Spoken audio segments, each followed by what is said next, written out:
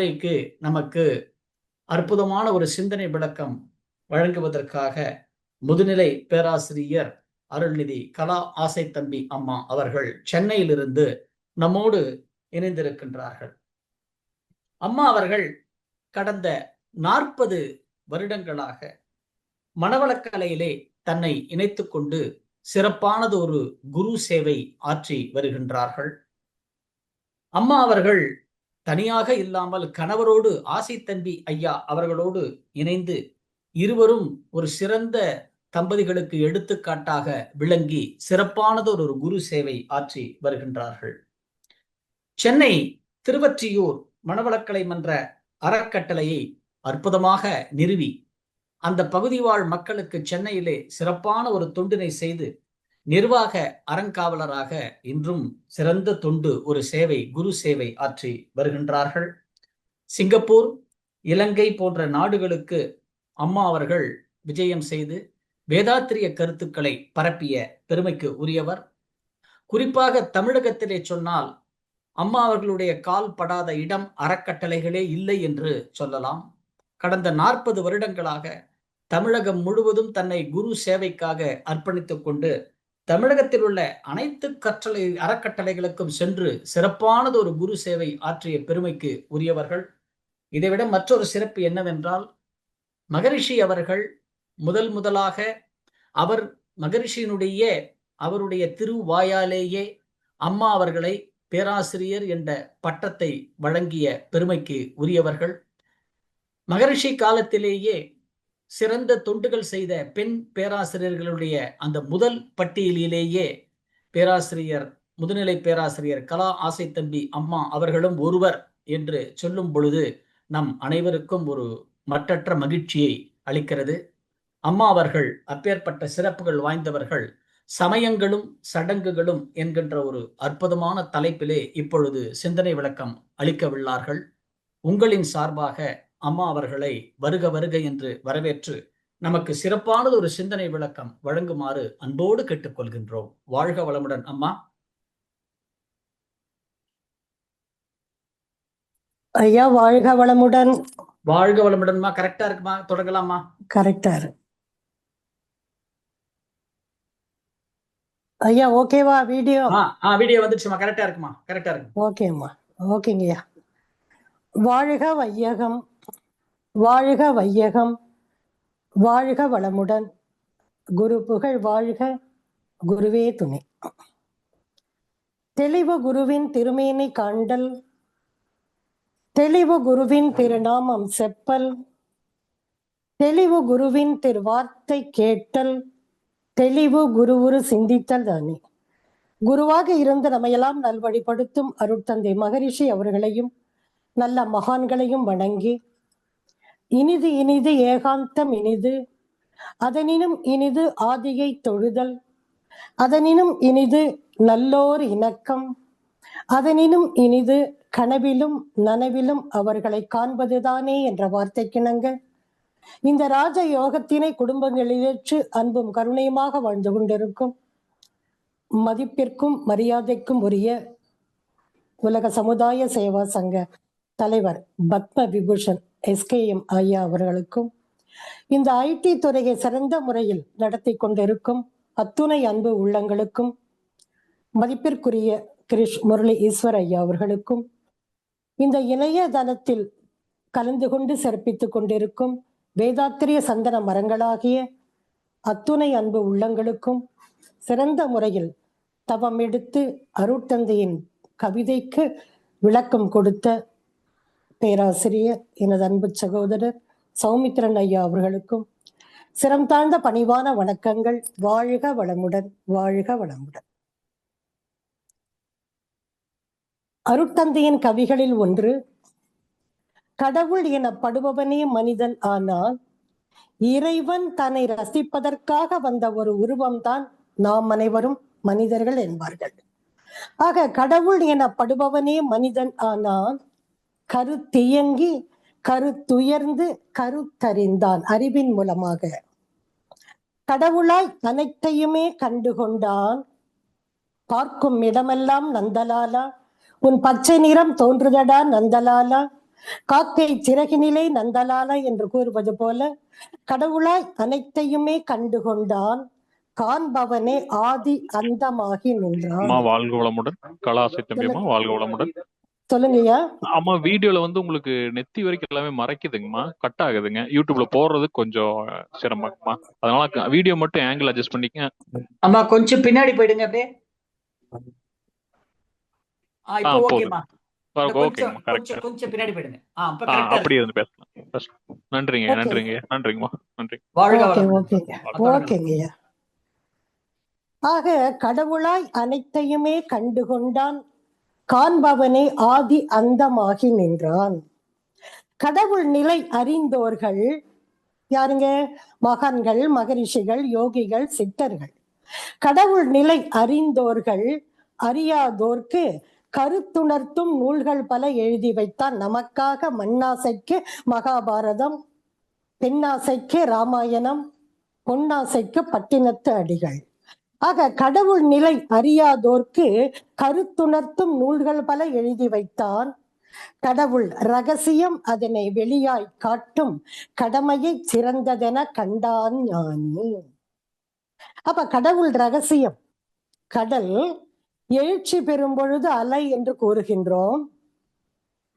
அலையை உள்ளே செல்ல செல்ல நிலை என்று கூறுகின்றோம். நிலை அசைந்தால் அலை, அலை நின்றால் நிலை. அப்ப நிலைக்குள் அலை அடக்கம், அலைக்குள் நிலை அடக்கம். அப்போ அலையை சக்தி என்றார்கள், நிலையை சிவம் என்றார்கள் பெரியோர்கள். கடல் எழுச்சி பெறும் பொழுது அலை என்கின்றோம், அலையை உள்ளே செல்ல செல்ல நிலை என்கின்றோம். மதவாதிகள் வந்தாங்க, அலையை நாங்க சக்தின்னு சொல்றங்க, நிலையை சிவன் என்று கூறுகின்றோம். ஆக நாங்கள் இதற்கு இறைவன் என்று பெயர் வைக்கின்றோம் என்றார்கள். அடுத்தது விஞ்ஞானிகள் வந்தாங்க, நீங்கள் கூறும் இறைவனை நாங்கள் ஒத்துக்கொள்ள தயாராக இல்லை. இறைவன் சொன்னா கண்ணால பார்க்கணும். பெசன் நகர் பீச்சோ அல்லது மெரினா பீச்சோ, வள்ளி தெய்வயானையோடு முருகன். ஆக இறைவன் என்பவரை நாங்கள் கண்ணால் பார்க்க வேண்டும், கண்ணால் பார்க்காத ஒன்றை நாங்கள் ஒத்துக்கொள்ள தயாராக இல்லை என்று விஞ்ஞானிகள் கூறும் கருத்து நாங்கள் இயற்கை என்று கூறுகின்றோம் என்றார்கள். மெய்ஞானிகள் வந்தாங்க, அதே கான்செப்ட், அதே கருத்தை நாங்கள் கூறுகின்றோம். இதற்கு ஆதி அநாதி பிரம்மம் மெய்ப்பொருள். ஆக மதவாதிகள் இறைவன் என்றார்கள், விஞ்ஞானிகள் இயற்கை என்றார்கள், மெய்ஞானிகள் ஆதி அநாதி பிரம்மம் என்று கூறினார்கள். ஆக எல்லாமே ஒரே கருத்தை ஒட்டியதுதான். இதைத்தான் அதாவது எப்பொருள் எத்தன்மை தாயினும் அப்பொருள் மெய்ப்பொருள் காண்பது அறிவு என்றார்கள். எப்பொருள் யார் யார்வாய் கேட்பினும் அப்பொருள் மெய்ப்பொருள் காண்பது அறிவு. அறிவின் மூலமாகத்தான் நாம் இறைநிலையை உணர்ந்து கொள்ள முடியும். அப்ப இறைநிலை சுத்த வெளி. சுவாமிஜி அப்பெல்லாம் ஒரு 0 மாதிரி போடுவாங்க, பூரணம் என்பார்கள். அதுக்குள்ள ஒரு புள்ளி வைப்பாங்க, இந்த பக்கம் ஒரு அம்புக்குறி, கீழே ஒரு அம்புக்குறி. ஆக 2 கோடுகள் போட்டு பேராற்றல் பேரறிவு என்பார்கள் அருட்தந்தை அவர்கள். கொழுக்கட்டைக்குள்ள பூரணம் வச்சா முழுமை பெற்று விடுகின்றது. அதே போலத்தான் பூரணம், பேராற்றல் பேரறிவு. பேராற்றல் என்பது தனக்குள்ளாக இருக்கக்கூடிய ஆற்றல்.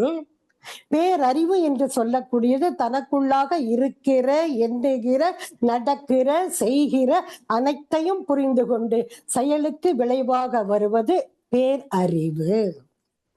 அதே போலத்தான் கடவுள் ரகசியம் ஆக சுத்த வெளி இறைநிலை. அது அப்படியே நம்ம 2ஆ பிரிச்சோம்னா தரம் 4, திறம் 3. என்ன தரம்? வற்றாயிருப்பு, பேராற்றல், பேரறிவு, காலம், வளம் 4ம் ஒன்றிணைந்த பெருவழியே தெய்வமாம். தெய்வம் அப்படின்னா அவனுக்கு, அதாவது சாமி சொல்வாங்க, க்ஷயம் என்றால் குறையும், அட்சயம் என்றால் குறையாது. ஆக இறைநிலை ஒரு அட்சய பாத்திரம் என்பார்கள், ஒரே ஒரு வரியில் அனைத்தும். ஆக இறைநிலை ஒரு அட்சய பாத்திரம். ஆக வற்றாய் இருப்பு. இரண்டாவது இறைவன் பேராற்றல் நிறைந்தவன். இது தங்கும் இடம், அது தாங்கும் இடம். தங்குமிடம் பெரியதா தாங்குமிடம் பெரியதா என்றால் தாங்குமிடம் பெரியது. ஆக சுத்தவெளி ஈக்குவல் டு பேர் ஆற்றல் நிறைந்தவன். வெட்டவெளி சக்தி என்பது இல்லையானால் வேறு எந்த பொருள் வலிது இப்பிரபஞ்சத்தில்?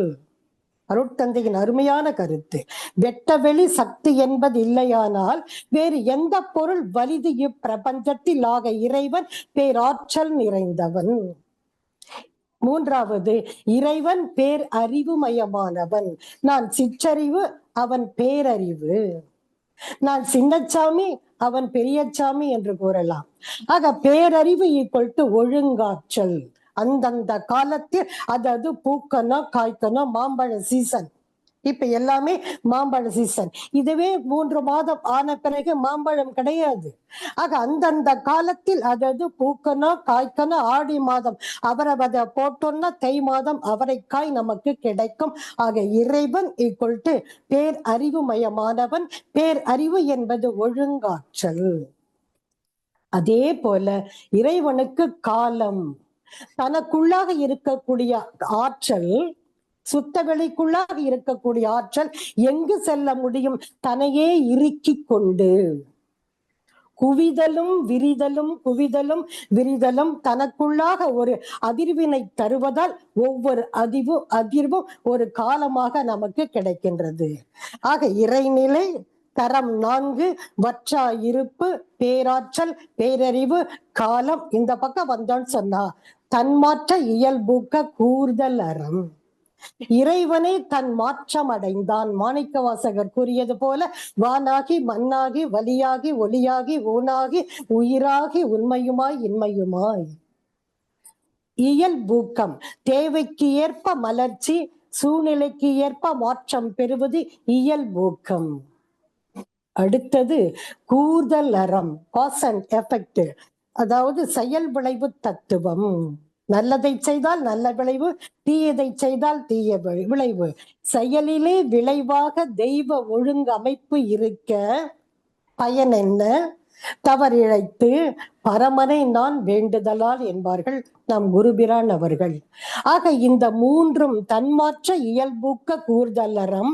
இந்த பக்கம் 4 தரம் 4 திறம் 3. இந்த 7மே அவருக்குள் அடக்கம், சுத்த வெளிக்குள் அடக்கம். ஆக ஆதியனும் பரம்பொருள் மெய் எழுச்சி பெற்று தரு அருட்தந்தை அவர்கள் முதல் பாடல், முதல் இறைவணக்கம். சிந்தனை செய்து 1983 ஆண்டு ஆதியனும் பரம்பொருள் ஏன் எழுச்சி பெற்றது என்று சிந்தித்து 83 ஆண்டு அங்க ஒரு பிரஷருங்க, ஒரு அழுத்தமெனும் உண்டாற்றல் ஒன்றை கொண்டே அது முதலாம் அண்டகோடி அனைத்தும் ஆச்சு. 83 வந்த கவிதை. இன்னும் ஆழ்ந்த அருட்தந்தை சிந்திக்க 1995 ஆண்டு அந்த இறைவெளியே தன்னிருக்க சூழ்ந்தழுத்தும் ஆற்றல் இதன் திணிவு மடிப்பு விழ சுழலும் நுண் விண்ணாம். அந்த அழுத்தம் ஏன் வந்தது? தன்னிருக்க சூழ்ந்தழுத்தும் ஆற்றல். ஆக ஒவ்வொரு முறையும் அவர் சிந்தித்து நமக்காக தந்தக்கூடிய விளக்கம்தான் இறைநிலை பற்றிய விளக்கம். ஆக மெய் அசைந்தது, உயிராக அமர்ந்து கொண்டு இருக்கின்றோம். ஆழியாரில் பிரம்மஞான பயிற்சி 450 பேர் அந்த பெரிய ஹால்ல நாங்கெல்லாம் உட்கார்ந்துருக்கோம். ஒரு தம்பி எழுந்து கேட்டாருங்க, சாமிஜி பிரம்மஞானம் ஸ்பீச் 96 பிரம்மஞான பயிற்சி கும்பகோணத்தில், 94 மனைவி நல வேட்பு விழா. அப்ப 96 முதல் மூரா சன்ஸ் அவர்கள் கும்பகோணத்தில் முதல் பிரம்மஞான விழா கும்பகோணத்தில் சுவாமிஜி நடத்தியது. அப்புறம் வருடம் அருட்தந்தை அவர்கள் ஆழியாரில் MRC வகுப்பு எல்லாம் பார்ப்பாங்க. அப்ப அந்த தம்பி எழுந்து சாமிஜி கேட்டாங்க, சாமிஜி ஆதி என்னும் பரம்பொருள் ஏன் சாமிஜி எழுச்சி பெற்றது? அது அப்படியே இருந்தா அப்படியே இருந்திருக்கும்ல, இப்படி எல்லாம் வந்திருக்காது இல்ல, நீங்க பேசி நாங்க கேட்க வேண்டாம் இல்லைன்னு அந்த தம்பி எழுந்து ஒரு கேள்வியை கேட்கும் பொழுது சாமிஜி சொன்னாங்க, ஆதியினும் பரம்பொருள் ஏன் எழுச்சி பெற்றதுன்னு கேட்கிறப்பா, 450 பேர் உட்கார்ந்து இருக்கோம். அந்த 450 பேரில் 449 பேர் சும்மாதான் நான் பேசுறத கேட்டு உட்கார்ந்து இருக்காங்க. நீங்க ஒரு ஆள் மட்டும்தான் எழுந்து நின்னு ஆதி எனும் பரம்பொருள் ஏன் சாமிஜி எழுச்சி பெற்றதுன்னு கேட்டப்பா, எழுச்சி பெற்றது ஏன்னு கேட்கணும்னு சொன்னா நாமெல்லாம் எங்கு சென்று கேட்க வேண்டும்? அங்கு சென்று கேட்க வேண்டும். ஆதியாம் வெளிதனிலே அணு எவ்வாறு தோன்றியது என்று ஆராய போனோரெல்லாம் ஆதியாம் நிலையடைந்தார் அறிவெங்கேது. எல்லாம் மேல போனாங்க, கேட்டாங்க, ஆன்சர் தெரிந்தது, வெளியிலே வந்து சொல்ல முடியவில்லை. கண்டவர் விண்டிலர் விண்டவர் கண்டிலர், உட்காருப்பா, அது அப்படிதான் எழுச்சி பெறும், போய் கேட்கணும்னா அங்கே சென்று கேட்க வேண்டும் சொன்னாங்க. அப்புறம் ஒரு எக்ஸாம்பிள் சொன்னாங்க சுவாமிஜி. கடலின் ஆழத்தை தெரிந்து கொள்ள வேண்டும் என்று உப்பு மூட்டை உள்ள போச்சு. உப்பு உள்ளே உள்ளே செல்ல செல்ல நீரோடு தோன்றிய உப்பு என்னவாக மாறியது? நீரோடு கரைந்து விட்டது. அந்த உப்பு கடலின் ஆழம் தெரிந்தது, விண்டு வெளியிலே நமக்கு சொல்ல முடியவில்லை. அதே போலத்தான் ஆதியனும் பரம்பொருள் எழுச்சி பெற்றதுன்னு சாமிஜி அப்ப விளக்கம் சொன்னாருங்க. ஆக மெய் அசைந்தது, உயிராக காட்சி அளித்துக் கொண்டு இருக்கின்றோம். ஆக உள்ளது மெய் அசைந்தது பிரபஞ்ச நியதி, உள்ளது மலர்ந்தது உலகங்களாய் உயிர்களாய். முடிஞ்சு போச்சு. பிரபஞ்ச சரித்திரமே static state, dynamic state, cosmic dance plus consciousness. அப்ப ஸ்டாட்டிக் ஸ்டேட் என்று சொல்லக்கூடியது உள்ளது, டைனமிக் என்று சொல்லக்கூடியது மலர்ந்தது, பிறகு காஸ்மிக் டான்ஸ் என்று சொல்லக்கூடியது உலகங்களாய், பிறகு கான்சியஸ்னஸ் என்று சொல்லக்கூடியது உயிர்களாக. ஆக உள்ளது மலர்ந்தது உலகங்களாய் உயிர்களாய், static state, dynamic state, cosmic dance plus consciousness. அப்ப உயிர்கள் வந்த பிறகு என்ன ஏற்பட்டதுன்னு அப்படின்னு பார்த்தோன்னு சொன்னா உணர்வுகள் ஏற்பட்டது. உணர்வுகள் வந்த பிறகு உணர்ச்சிகள் தோன்றியது. உணர்ச்சிகள் தோன்றிய பிறகு நமக்கு தேவைகள் ஏற்பட்டது. பிறகு அதற்கு ஏற்றவாறு வசதிகள் ஏற்படுத்தி கொண்டுள்ளோம். அப்ப உணர்வுகள், உணர்ச்சிகள், தேவை, வசதி, பிறகு அரசியல், அதற்கு பிறகு பொருளாதாரம் என்று சொல்லக்கூடிய ஒரு நிலையிலே நாம் அனைவரும் வாழ்ந்து கொண்டு இருக்கின்றோம். அப்படி வாழும் வாழ்க்கையில் ஒவ்வொரு மனிதர்களும் சிந்தனை செய்து செய்து இந்த பிரபஞ்சம் எதனால் ஆகக்கூடியது, இந்த பிரபஞ்சத்தின் மூலம் என்ன, எப்படி எல்லாமே பேட்டர்ன், பிரிசிஷன், ரெகுலாரிட்டி என்ற முறையில் இவையெல்லாம் இயங்கிக் கொண்டு இருக்கின்றது. சிந்தனை செய்ய செய்ய செய்ய மனிதனுக்கு தத்துவ ஞானம் பிறந்தது.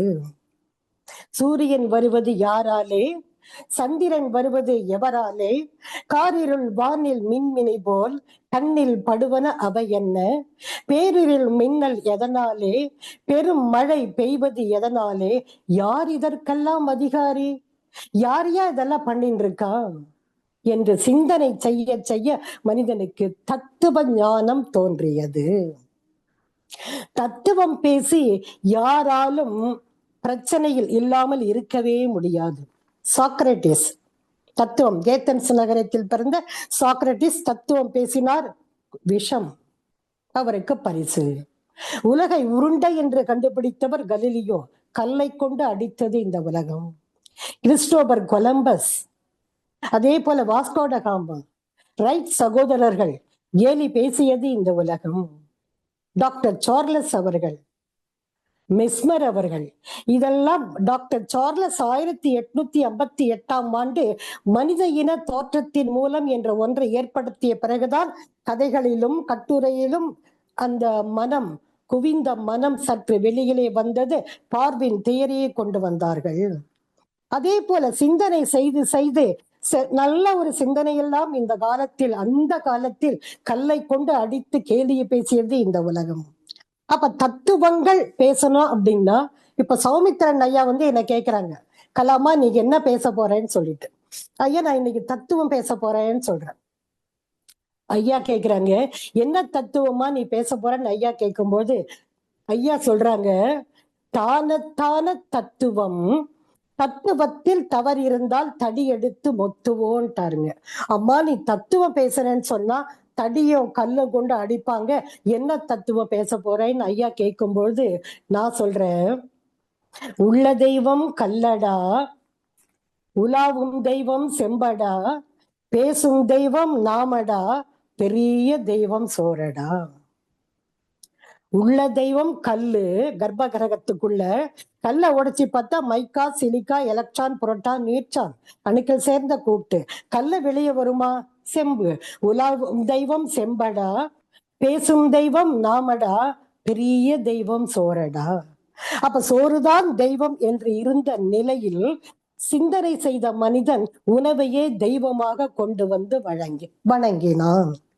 அப்ப உணவு சாப்பிட்டு வணங்கி வணங்கி இருக்கும் பொழுது அந்த காலத்தில், தாத்தா பாட்டி வாழ்ந்த காலத்தில் சூதுவாது இல்லாத ஒரு காலம், உழைப்பு இருந்தது, மருத்துவமனைகள் குறைவு, பொய்க்களவு, சூதுகொலை, கற்பழிப்பு குறைவு, அதனால் வழக்காடு மன்றங்கள் குறைவு. இந்த காலத்தில் அனைத்தும் பெருகிவிட்டன. இப்பொழுதெல்லாம் சற்று விழிப்பு நிலையில் மக்கள் வாழ்ந்து கொண்டு இருக்கின்றோம். அப்போ சாமி எல்லாம் வந்து சாமியார்கள்னு சொல்லுவாங்க. சாமியார்கள் வந்து ஒவ்வொரு கிராமமாக சென்று ஏதாவது தத்துவத்தை கூறுவார்கள், கதைகளை கூறுவார்கள். அது போல ஒரு சாமியார், புத்தர் 100 நாளைக்கு எடுக்கலாம், அது போல ஒரு சாமியார் ஒரு கிராமத்துக்கு வந்து பேசினார். இறைவன் தூணிலும் இருப்பான், துரும்பிலும் இருப்பான், உனக்குள்ளாக அவன் எனக்குள்ளாக என்ற ஒரு சாமியார் பேசும் பொழுது அங்கு திண்ணையில் அமர்வார்கள், மரக்கிளையில் அமர்வார்கள், கல்லு மேல உட்காருவாங்க. இப்படியெல்லாம் பிரசங்கத்தை அந்த நாட்டு கிராமத்து மக்கள் கேட்பாங்க. பிரசங்கம் முடிந்தது, எல்லாம் எழுந்து வீட்டுக்கு போனோம். ஒரு தம்பி எழுந்து கேட்கிறார் சாமியை, சாமி இந்த கல்லுல இறைவன் இருப்பானான்னு கேட்கிறாருங்க. அந்த சாமியார் சொன்னார், இறைவன் கல்லிலேயும் இருக்கின்றான் என்றார்.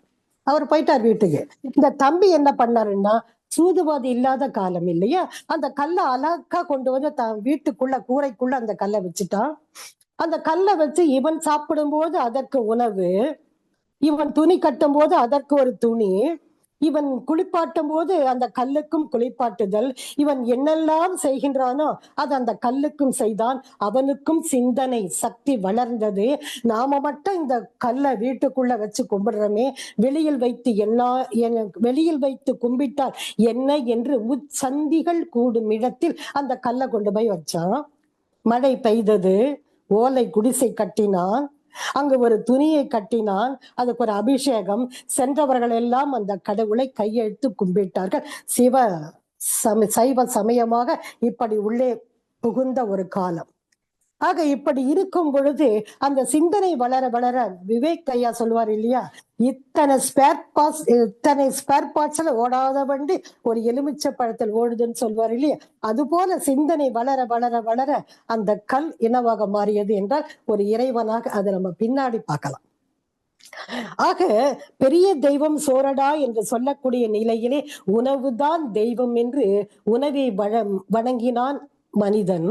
உணவு எங்கிருந்து வருது அப்படின்னு யோசனை பண்ணி பார்க்கும்பொழுது நீர் இல்லாமல் உணவு இல்லைன்னு சொல்லிட்டு மண்ணை வணங்கினான், பிறகு நீரை வணங்கினான், பிறகு நெருப்பு, சூரிய வெளிச்சம் இல்லாமல் இறைவன் வணங்க முடியாது என்று சூரியனை தெய்வமாக வணங்கி, அதற்கு பிறகு மூச்சு காற்று நம்மகிட்ட ஒண்ணு இருக்கு.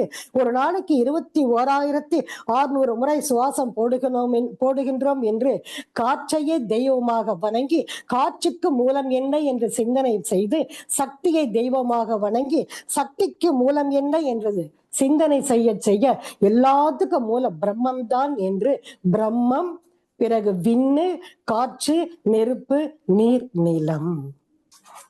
ஆக மேலே இருந்து வருவதை தவிர ஔவையார் கூறியது போல மண்ணிலே இருந்து மனிதன் விண்ணை கண்டான். நிலம் 5, நீர் 4, நீர்டங்கி 3, உளவை 2, விண் 1 என்று சொல்லக்கூடிய நிலையிலே மனிதன் இப்படித்தான் இறைவனை வணங்கி கொண்டிருந்தார். காலம் செல்ல செல்ல செல்ல, பூமி சுற்ற சுற்ற, மணிக்கு 1040 மைல் வேகத்தில் பூமி சுற்ற சுற்ற என்னவாக மாறியது? பூமியின் அதிர்ச்சியினாலும் வெள்ளத்தினாலும் பூகம்பத்தினாலும் பூமிக்கு உள்ள நீர் உள்ளே புக ஆரம்பித்தது. ஆக சுத்தவெளி, ஆகாயம், காற்று, நெருப்பு, நீர், நிலம் என்று வந்தபோதும் மனிதன் முதலிலே மண்ணிலே இருந்து விண்ணை கண்ட பொழுதும் அந்த பூமி சுற்ற சுற்ற உள்ளே நீர் புக புக 7 பெரும் கண்டங்களாக மாறியது. ஆசியா கண்டம் நமது, ஐரோப்பா கண்டம், வட அமெரிக்கா, தென் அமெரிக்கா, ஆஸ்திரேலியா, அண்டார்டிகா, ஆப்பிரிக்கா என்று சொல்லக்கூடிய நிலையிலே 7 பெரும் கண்டங்களாக மாறியது. ஆசியா கண்டம், ஐரோப்பா கண்டம், வட அமெரிக்கா, தென் அமெரிக்கா, ஆஸ்திரேலியா, அண்டார்டிகா, ஆப்பிரிக்கா.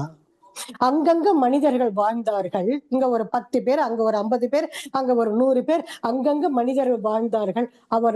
அவர்கள் சொல்லும் கருத்து ஒரு வேத வாக்காக அவர்களுக்கு மாறியது. அப்ப அங்கங்க இந்த 7 பெரும் கண்டங்களில் அங்கங்க தோன்றிய மனிதர்கள் சொல்லும் கருத்து மதங்களாகவும் மாறியது. இவங்க இதை சொன்னாங்க, அவங்க அதை சொன்னாங்க. ஆக மக்களை நல்வழிப்படுத்த வந்தது மதங்கள். மதம் என்றாலே சாமிஜி சொல்லுவாங்க, மதம் என்றாலே மயக்கத்தை தரக்கூடியது மதம். சமயம் என்று சொல்லக்கூடியது ஒத்தும் உதவியும் கொண்டு வாழ்வது சமயம். சாமிஜி சொல்லும் பொழுது, நான் ஒரு வெள்ளை கலர் மணி மாலையை உங்களுக்கு கொடுக்கறேன், நீங்கெல்லாம் அதை அப்படியே பார்த்துட்டு கொண்டாந்து என்கிட்ட கொடுங்கன்னு சொன்னாரு சாமிஜி. அப்ப வெள்ளை மணி மாலை ஒரு 10 பேர் கையில அப்படி போயிட்டு வரும் பொழுது என்ன பண்ணாங்கன்னு சொன்னா, 2 கலர் மணி மாலையை உள்ளே கவுத்தார்கள். ஆக உள்ளே வர வர சாமிஜி கிட்ட வர வர வெள்ளை மணி மாலை கலர் மணி மாலையாக மாறிவிட்டதுன்னு அருட்தந்தை அவர்கள் கூறுவார்கள். அதே போல இன்னொரு கருத்து, 1961, 62 பயங்கர பஞ்சம் ஏற்பட்டது. அரிசிக்கெல்லாம் ஒரு பஞ்சம். அப்ப ரேஷன் கடையில் வெளியில எல்லாரும் உட்கார முடியாது. 1 மணிக்கு மிட் நைட் 1 மணிக்கு 2 மணிக்கு எல்லாரும் பாத்திரத்தையும் கல்லையும் தவளையும் குடத்தையும் பக்கெட் ஓட்ட பக்கெட் இதெல்லாம் வரிசையா கொண்டு வந்து நிக்க வச்சு, அப்ப எனக்கு ஒரு 5 வயசு இருக்கும் 60. அப்ப நானும் நின்று இருக்கேன். அப்ப அதெல்லாம் வச்சுட்டு போன பிறகு காலையில வந்து எல்லாரும் வந்து நிப்பாங்க, அந்த குடத்தை எடுத்து அப்படி வச்சிருவாங்க. அப்போ எல்லாம் வரிசையா நிற்கும் பொழுது ஒரு அம்மாவின் தவளை அங்கு காணல. அந்த அம்மா சாமிஜி சொன்னதுதான், அந்த அம்மா பேரு காமாட்சி என்று சொல்லக்கூடிய அம்மையார். அவங்க காமாட்சி என்று சொல்லக்கூடிய அம்மையார் வந்து தவளை காணல, என் தவளை காணல, என் தவளை காணலன்னு அப்படியே சொல்லிட்டே வரும்போது என்னது என்னது என்னதுன்னு எல்லாரும் கேட்க, காமாட்சி தவளை காணல, காமாட்சி தவளை காணலன்னு முதல் தெரு, 2வது தெரு, 3வது தெரு, 5வது தெருவில் காமாட்சி தலை காணலை. தவளை என்று சொல்லக்கூடியது 5வது 6வது தெரு, காமாட்சி தலை காணல, காமாட்சி தலை காணல. இப்படித்தான் கூறிய கருத்து ஒன்று, நமக்கு வந்து சேர்ந்த கருத்து இன்னொன்று. ஆக மக்களை நல்வழிப்படுத்த வந்தது மதங்கள், நிறைய மதங்கள், மிக பெரிய மதங்கள் சிலதெல்லாம் இருக்கு. ஆக முதல்ல கல் தோன்றி மண் தோன்றா காலத்து முன் தோன்றியது எல்லாம் பார்த்தோன்னு சொன்னா இந்து மதம், கிறிஸ்தவ மதம், இஸ்லாமிய மதம், புத்த மதம், சீக்கிய மதம், சமண மதம், கன்ஃபியூசியஸ், டாவோயிசம், ஜூட்டோ, சிண்டாய், பார்சி மதம், இப்படி நிறைய மதங்கள் தோன்றியது. அதில் நம்முடைய மதம் கல் தோன்றி மண் தோன்றா காலத்தே முன் தோன்றியது இந்து மதம். கிறிஸ்தவ மதம் இறை மைந்தன் சொன்னாங்க, பரமபிதான்னு சொன்னாங்க. பரலோகத்தில் இருக்கும் என் பரமபிதாவே உன் நாமங்கள் அர்ச்சிக்கப்படுவதாக சொன்னாங்க, கிறிஸ்தவ மதம். இஸ்லாமிய மதம் ரா இலாஹி இல்லல்லா, அல்லாவை தெய்வமாக கொண்டு வந்து அவர்கள் வழிபட்டது இஸ்லாமிய மதம். புத்த மதம் ஆசையே துன்பங்களுக்கு காரணம், ஆசை அருமீன்கள், ஆசை அருமீன்கள் ஈசனோடு ஆயினும் ஆசை அருமீன்கள், ஆசை படப்பட ஆய்வரும் துன்பங்கள், ஆசை விடவிட ஆனந்தமாமே, ஆசையே வேண்டாம் என்று கூறியது புத்த மதம். சமண மதம் பொய் சொல்லக்கூடாது, திருடக்கூடாது, நல்வழிப்படுத்தி நல்வழியில் நாம் அனைவரும் ஒழுக்கத்தோடு வாழ வேண்டும் என்று சொல்லக்கூடிய நிலையிலே வந்தது சமண மதம். அதற்கும் அடுத்து சீக்கிய மதம், குருநானக் குருவையே தெய்வமாக வந்து வழிபட்டது சீக்கிய மதம் என்று சொல்லக்கூடியது. அதற்கும் அடுத்து கன்ஃபியூசியஸ், டாவோயிசம், ஜூட்டாய், சிண்டோ, பார்சி மதம், மிகப்பெரிய மதங்கள். ஆக இதில் நிறைய மதங்கள். இதில் இறைவன் ஒருவன் என்று சொல்லக்கூடிய மதம் எதுன்னா 3 மதம். நமது அல்ல, நமக்கு நிறைய தெய்வங்கள். அப்ப என்ன மதம் சொன்னா கிறிஸ்தவ மதம், இஸ்லாமிய மதம், கன்ஃபியூசியஸ் என்று சொல்லக்கூடிய இந்த 3 மதங்கள் தான் இறைவன் ஒருவன்.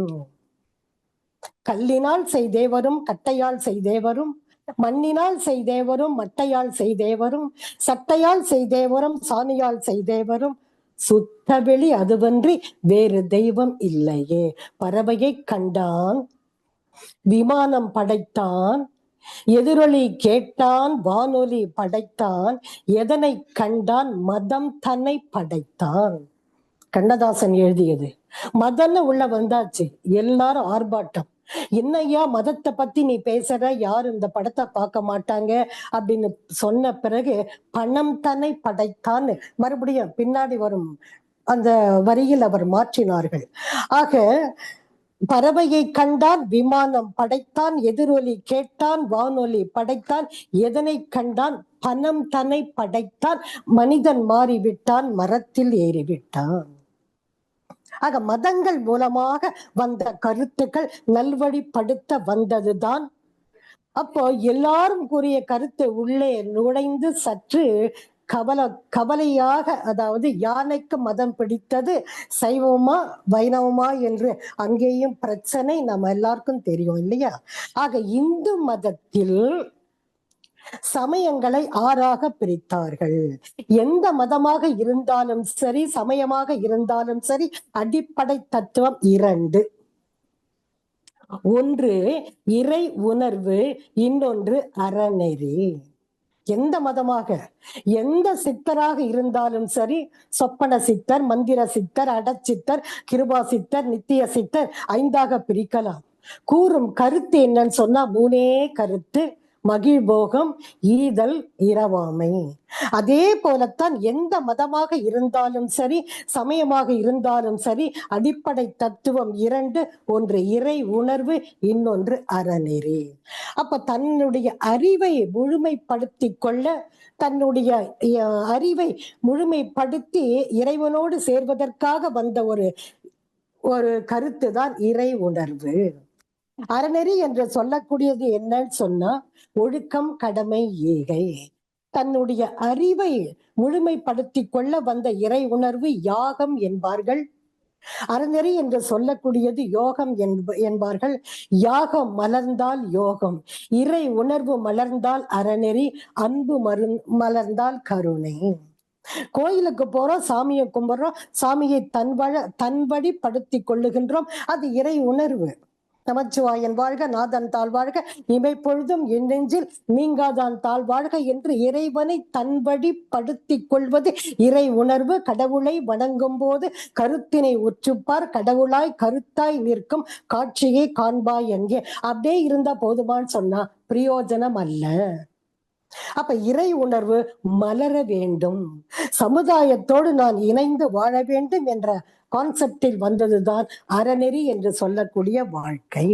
அன்பு மலர்ந்தால் கருணை, இறை உணர்வு மலர்ந்தால் அறநெறி என்று சொல்லக்கூடிய ஒழுக்கம், கடமை, ஈகை. ஆக இந்து மதத்தில் சமயத்தை 6ஆக பிரித்தார்கள். ஆதி சங்கர வழிவந்தது. அவரே கடைசியில் கூறியது, கடைசி காலத்தில் அருட்தந்தை கூறியதுதான் எல்லாமே. திருவான்மியூரில், இறைவா நான் உன்னை ஒருவனாகத்தான் பார்த்தேன், 6ஆக பிரித்தேன், ஆகையால் நீ என்னை மன்னிப்பாயாகன்றாருங்க.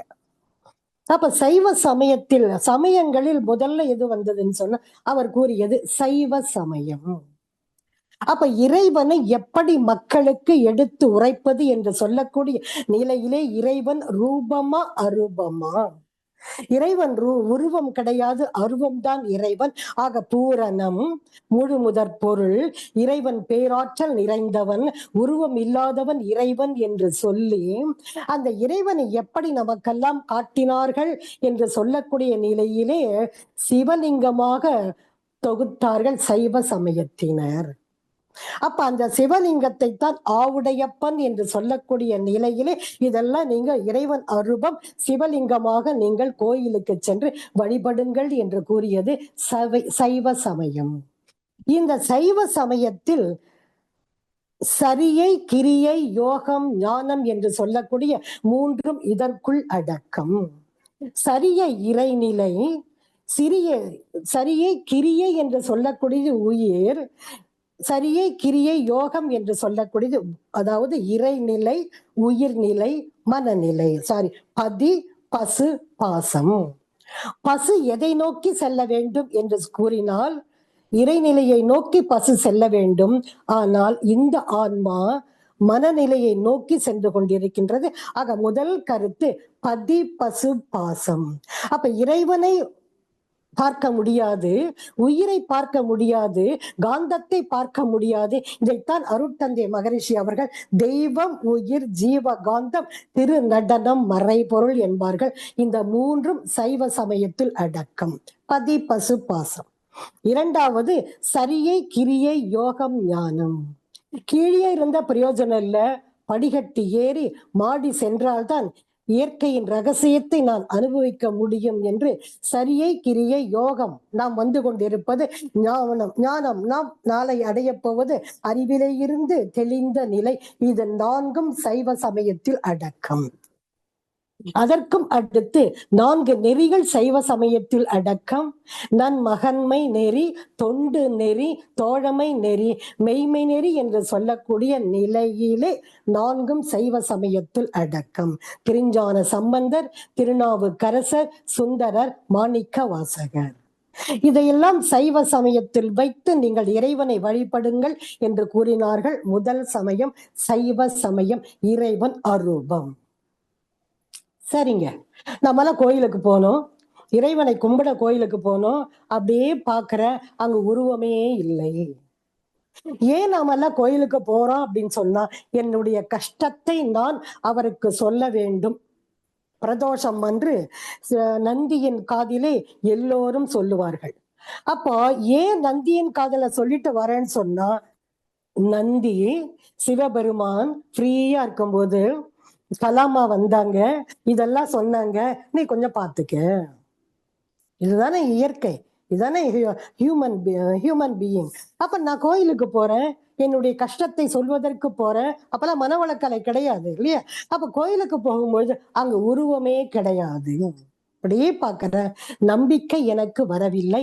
மேல இருந்தா கிரகம், கீழே வந்தா விக்கிரகம். கோள்களிலே இருந்த வரக்கூடிய அலை மனிதனுக்கு சரியில்லை என்றால் கோளாறுகள் வருகின்றது. அப்ப நான் போய் பாக்குறேன், மேல இருக்கிற 9 கிரகத்தை அப்படியே கொண்டு வந்து முழுக்குன்னு 9 கிரகத்தை வச்சு கும்பிடுங்க, நீங்கெல்லாம் கும்பிடுங்கன்னு சொன்னா, குறையா சொல்லுங்கன்னு சொன்னா, அங்க காது கிடையாது, கண்ணு கிடையாது என்னை பார்ப்பதற்காக. ஆக மேலே இருந்த அந்த உருவமான அந்த தோற்றத்தை கொண்டு வந்து ஒரு அழகான உருவத்தை படைத்து அந்த மேலே இருந்த கோல வடிவினை கொண்டு வந்து கோயில்களிலே 9 கிரகங்களாக கண்ணு, காது, மூக்கு என்ற அழகான 9 கிரகங்களாக வைத்து நீங்க போய் கும்பிடுங்க அப்படின்னாங்க. நான் போய் கும்பிட்டேன். எனக்கு நம்பிக்கை வந்தது. ஆக இருப்பு நிலையில் உள்ள சுத்த வெளி அடுத்த ஸ்டேஜில் அசைந்து கொடுத்தது, அணுக்களாக மாறியது. ஆதி என்னும் பரம்பொருள் மெய் எழுச்சி பெற்றதின் மூலமாக இறைத்தொகள்களாகி, இறைத்தொகள் ஒன்று கூடி அணுக்களாகி, அணுக்கள் ஒன்று கூடி பேரணுக்களாகி பிரபஞ்சமாக, பிறகு முதல் உயிர் என்று சொல்லக்கூடிய இப்படித்தான் உள்ளது, மலர்ந்தது உலகங்களாய் உயிர்களாய். அப்ப நான் உள்ள போற உருவம் இருக்கு, நிம்மதி எனக்கு கிடைக்கின்றது. ஆக அணுக்களாக ஒரு பெண்ணை கொண்டு வந்து நிக்க வச்சு, அம்மா நீ நில்லு, எல்லாரும் உன்னை வந்து கும்பிடுவாங்க, அவர்களுக்கு நீங்கள் குறைகளை நீக்குங்கள் என்று வந்த சமயம் அடுத்தது சாக்த சமயம். அப்ப அசைவற்றது அசைந்து அணுக்களாக தோன்றி சக்தி மயமாக தோன்றி தண்டுமாரி அம்மன், கருமாரி அம்மன், வடிவடை அம்மன், பெரிய பாளையத்து அம்மன், முதுகுத்தண்டுக்கு கீழே இருக்கக்கூடிய மூலாதாரத்தில் உள்ள உயிர் சக்தியை அப்படியே கொண்டு வந்து குண்டலினி. இப்ப தெரியுது, ஓங்கி எழு, குவிந்து எழு, திரண்டு எழு கொண்டாந்து வைக்கிறோம் பாருங்க. தண்டு மாறி வந்ததால் என்னவாக மாறியது? ஆக நமக்கு இறைவனாக சக்த சமயம்.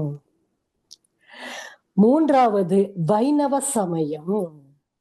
அப்ப அந்த அணுக்கள், அணு என்றாலே சும்மா, அதாவது ஓரளவுக்கு சுருக்கமான முறையில், அணு என்றாலே சுழலும் தன்மை உடையது.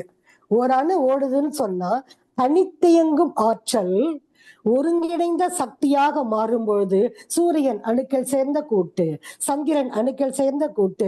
அப்ப தனித்தியங்கும் ஆற்றல் ஒன்று சேர்ந்தவுடன் ஒருங்கிணைந்த சக்தியாக மாறி இந்த பூமி சுற்றி கொண்டு இருக்கின்றது. அப்ப அணு சுற்றும் பொழுது என்ன வரும்? சப்தம் வரும், ஒளி வரும்.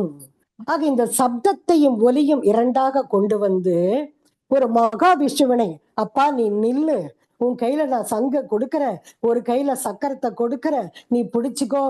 எங்களுக்கெல்லாம் எப்படி மாமன் மச்சான் என்று எல்லாரும் இருக்கின்றார்களோ, ஆக பிச்சாண்டி என்று பெயர் சிவனுக்கு திருமணத்திற்கு கடன் வாங்கியது யாரு? மாமன் குபேரன் என்றெல்லாம் நம்ம படிச்சிருக்கோம் இல்லையா? ஆக நீ வந்து நில்லையா, ஒரு கையை எடு, ஒரு சங்க பிடிச்சுக்கோ, ஒரு சங்கரத்தை பிடிச்சுக்கோ. சங்கு சப்தமிட்டு கொண்டிருக்கும், இறைத்துகள் சுடன்று கொண்டு இருக்கும். ஆக மகாவிஷ்ணுவையே தெய்வமாக கொண்டு வந்து யாருங்க? வைணவ சமயத்தினர் கொண்டு வந்தார்கள். ஆக குடும்பத்தில் என்னென்ன பிரச்சனையோ, மாம்பழத்துக்காக முருகன் சண்டை போட்டது, வீட்லயும் சண்டை போடுறோம் இல்லையா? ஆக மூணாவது சமயமாக சங்கு சக்கரதாரியாக கொண்டு வந்தது மகாவிஷ்ணுவை தெய்வமாக கொண்டு வந்து, இதிலேயும் 7 விளக்கங்கள் அடக்கம்.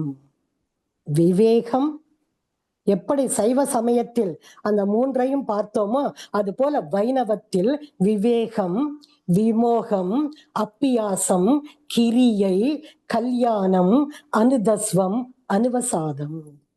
இதெல்லாம் ஐயாக்கு தெரியும், சௌமித்திரன் ஐயாக்கு தெரியும். ஆக நாங்க பாயிண்ட்ஸ் மட்டும் எடுத்திருக்கோம்.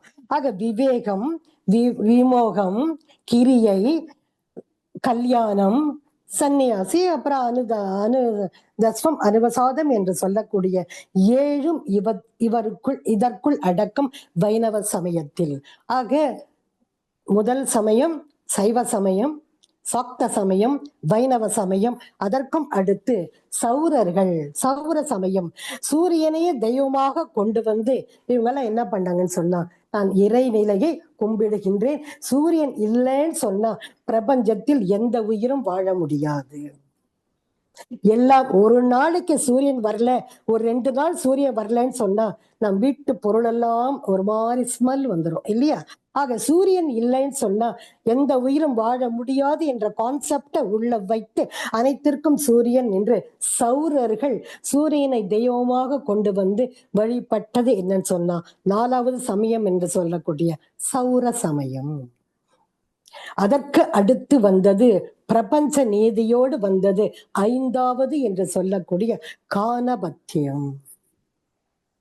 பிள்ளையாரையே தெய்வமாக கொண்டு வந்து 5 கரத்தினை ஆனை முகத்தனை.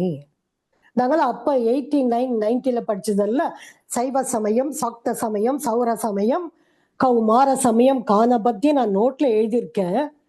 ஆனா இப்ப எல்லாம் நம்ம படிக்கும் பொழுது 5 அப்படின்னா 5, அப்புறம் தானே 6, பரிணாமத்தின் மூலமாக 5 கரத்தினை ஆனை முகத்தினை என்று பிள்ளையாரையே தெய்வமாக கொண்டு வந்து வழிபட்டது நாம் அனைவரும் கானபத்தியம் என்று சொல்லக்கூடியது. பிள்ளையார் யார்? பிள்ளையவன். யாருக்கு பிறந்த பிள்ளையவன்? சிவனுக்கும் சக்திக்கும். பக்தி மார்க்கத்தில் ஒரு கதை கூறுவார்கள். பார்வதி குளிக்க உள்ளே செல்லும் பொழுது பிள்ளையாரை காவலாக வைத்துக் கொண்டு யார் வந்தாலும் உள்ள அனுப்பாத அப்படின்னாங்க. சிவபெருமான் வந்தார் பார்வதியை பார்க்க. பையன் சொன்னா, அப்பா அம்மா குடிக்கிறாங்க உள்ள போகாத அப்படின்னா. இவர் சொல்லியும் அவரு கேட்கல, பிள்ளை சொல்லியும் அப்பா கேட்கல. பிறகு அப்பாக்கும் மகனுக்கும் பேச்சுவார்த்தை, தலையை துண்டி விட்டதாக ஒரு கான்செப்ட் பக்தி மார்க்கத்தில். அது நமக்கு அது அப்புறம். ஆக அம்மா எழுந்து வந்து பாக்குறாங்க, பிள்ளை தலையும் தனியாக இருக்கின்றது, உடல் தனியாக இருக்கின்றது. பார்வதிக்கு கோபம், அழுக. அப்புறம் நான் தப்பு பண்ணிட்டேன்னு சிவன் சொல்ல, அப்ப பார்வதி அம்மா மீண்டும் தலையை ஒட்ட வைக்கும் வேண்டும் அப்படின்னு சொன்னா, அம்மா சொல்றாங்க, வடக்கே யார் ஒருவர் தலை வைத்து படுக்கின்றார்களோ அவங்க தலையை துண்டித்து கொண்டு வந்து மகன் உடலோடு இணைன்னா அம்மா. இது பக்தி மார்க்கத்தில் உள்ள கதை. சிவபெருமான் போறாருங்க, வடக்கே யார் தலை வைத்தது படுத்திருக்காங்கன்னு எப்படியே பார்த்தா நம்ம யாரும் இல்லை. யானை ஒன்று வடக்கே தலை வைத்து படுத்தது. யானை தலையை வெட்டி கொண்டாந்து பிள்ளையார் உடலோடு அப்படியே வச்சு, அதுதான் பூதகணங்கள். நல்ல மனித குணமும் இருக்கின்றது, மிருக குணங்கள் நமக்கு இருக்கின்றது என்ற கான்செப்டை வெளியில் கொண்டு வருவதற்காகத்தான் இருக்கலாம். கடவுள் பாதி மிருகம் பாதி கலந்து செய்த மனிதன் தான், நமக்குள்ள எல்லா குணமும் இருக்கின்றது. ஆக வடக்கே தலை வைத்து படுக்க கூடாது என்று சொல்லக்கூடிய காந்த சக்தி அதிகமாக இருக்கின்றது என்று சொல்லக்கூடிய நிலையிலே இப்படியும் வந்திருக்கலாம். முன்னோர்கள் எல்லாமே சிலது நல்லதாகத்தான் நமக்கு சொல்லி இருக்கின்றார்கள்.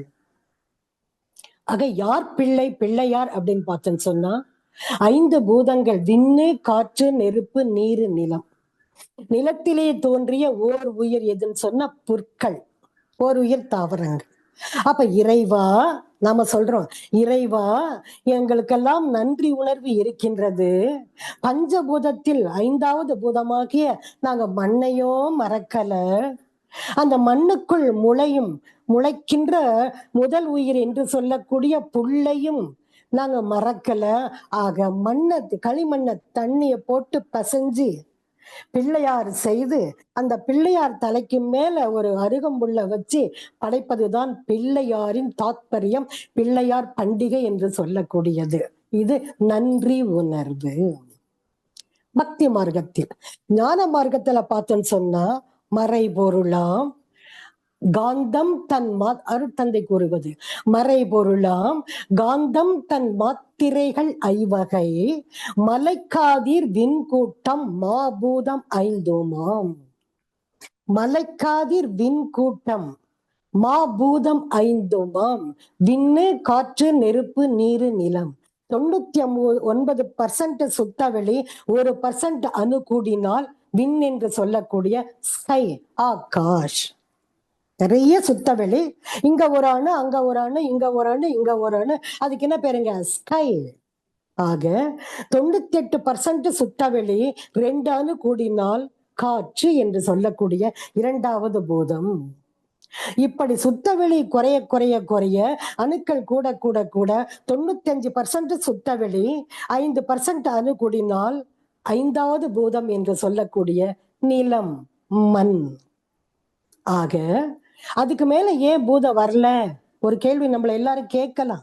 அடுத்தது என்ன வந்திருக்கணும்னு சொன்னா, 94% சுத்தவெளி, 6% அணு கூடினால் 6வது பூதம் வரணும், வந்திருக்கணும்.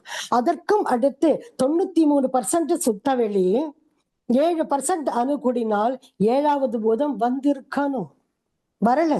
ஏன் 5ஓடு நின்று விட்டது அப்படின்னா, எங்கெல்லாம் பஞ்சபூதங்கள் ஒன்று கூடுகின்றதோ அங்கு ஒரு உயிர் தோன்றும். நீரிலே இருந்து அமீபா, நிலத்திலே இருந்து ஓர் உயிர் தாவரம்.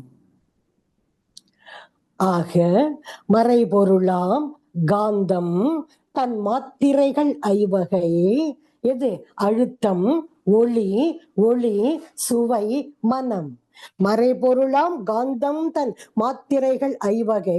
இந்த 5 வகை தன் மாத்திரைகள் எங்கே இருந்து வருகின்றது என்றால், மலைக்காதீர் விண்கூட்டம் மாபூதம் 5மாம். அப்ப விண் என்றாலே சுத்தவெளி பிளஸ் அணு, சுத்தவெளி பிளஸ் அணு. அப்ப அணு என்றாலே சுழலும் தன்மை உடையது. அப்ப அணு சுற்ற சுற்ற சுற்ற சுத்தவெளி என்ன ஆகுது? அழுத்தம் கொடுக்க கொடுக்க கொடுக்க அதிலே இருந்து அப்ப விண்ணு சுற்ற சுற்ற சுற்ற, அதாவது அந்த சுத்தவெளி அழுத்தம் கரைந்து விண்ணில் உள்ள காந்தம் கரைந்து, காந்தம் தன் மாத்திரைகளாக வரும் பொழுது விண்ணிலே இருந்து அழுத்தமாக காற்றடிக்கும் போது உஸ்ஸுன்னு சத்தம் வருது. காற்றிலேயும் 2 அணுக்கள், அங்கேயும் சுத்தவெளி.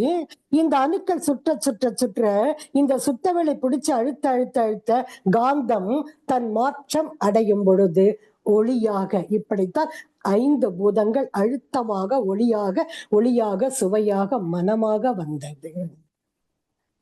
இதைத்தான் அருட்தந்தை அவர்கள் மறைபொருளாம் காந்தம் தன் மாத்திரைகள் 5வகை, மலைக்காதீர் விண்கூட்டம் மாபூதம் 5மாம். பஞ்சபூதத்திலே இருந்து வரக்கூடிய காந்தம் தன் மாற்றம் அடையும் பொழுது அழுத்தமாக ஒளியாக சுவையாக மனமாக, இதைத்தான் 5 கரத்தினை ஆனை முகத்தினை.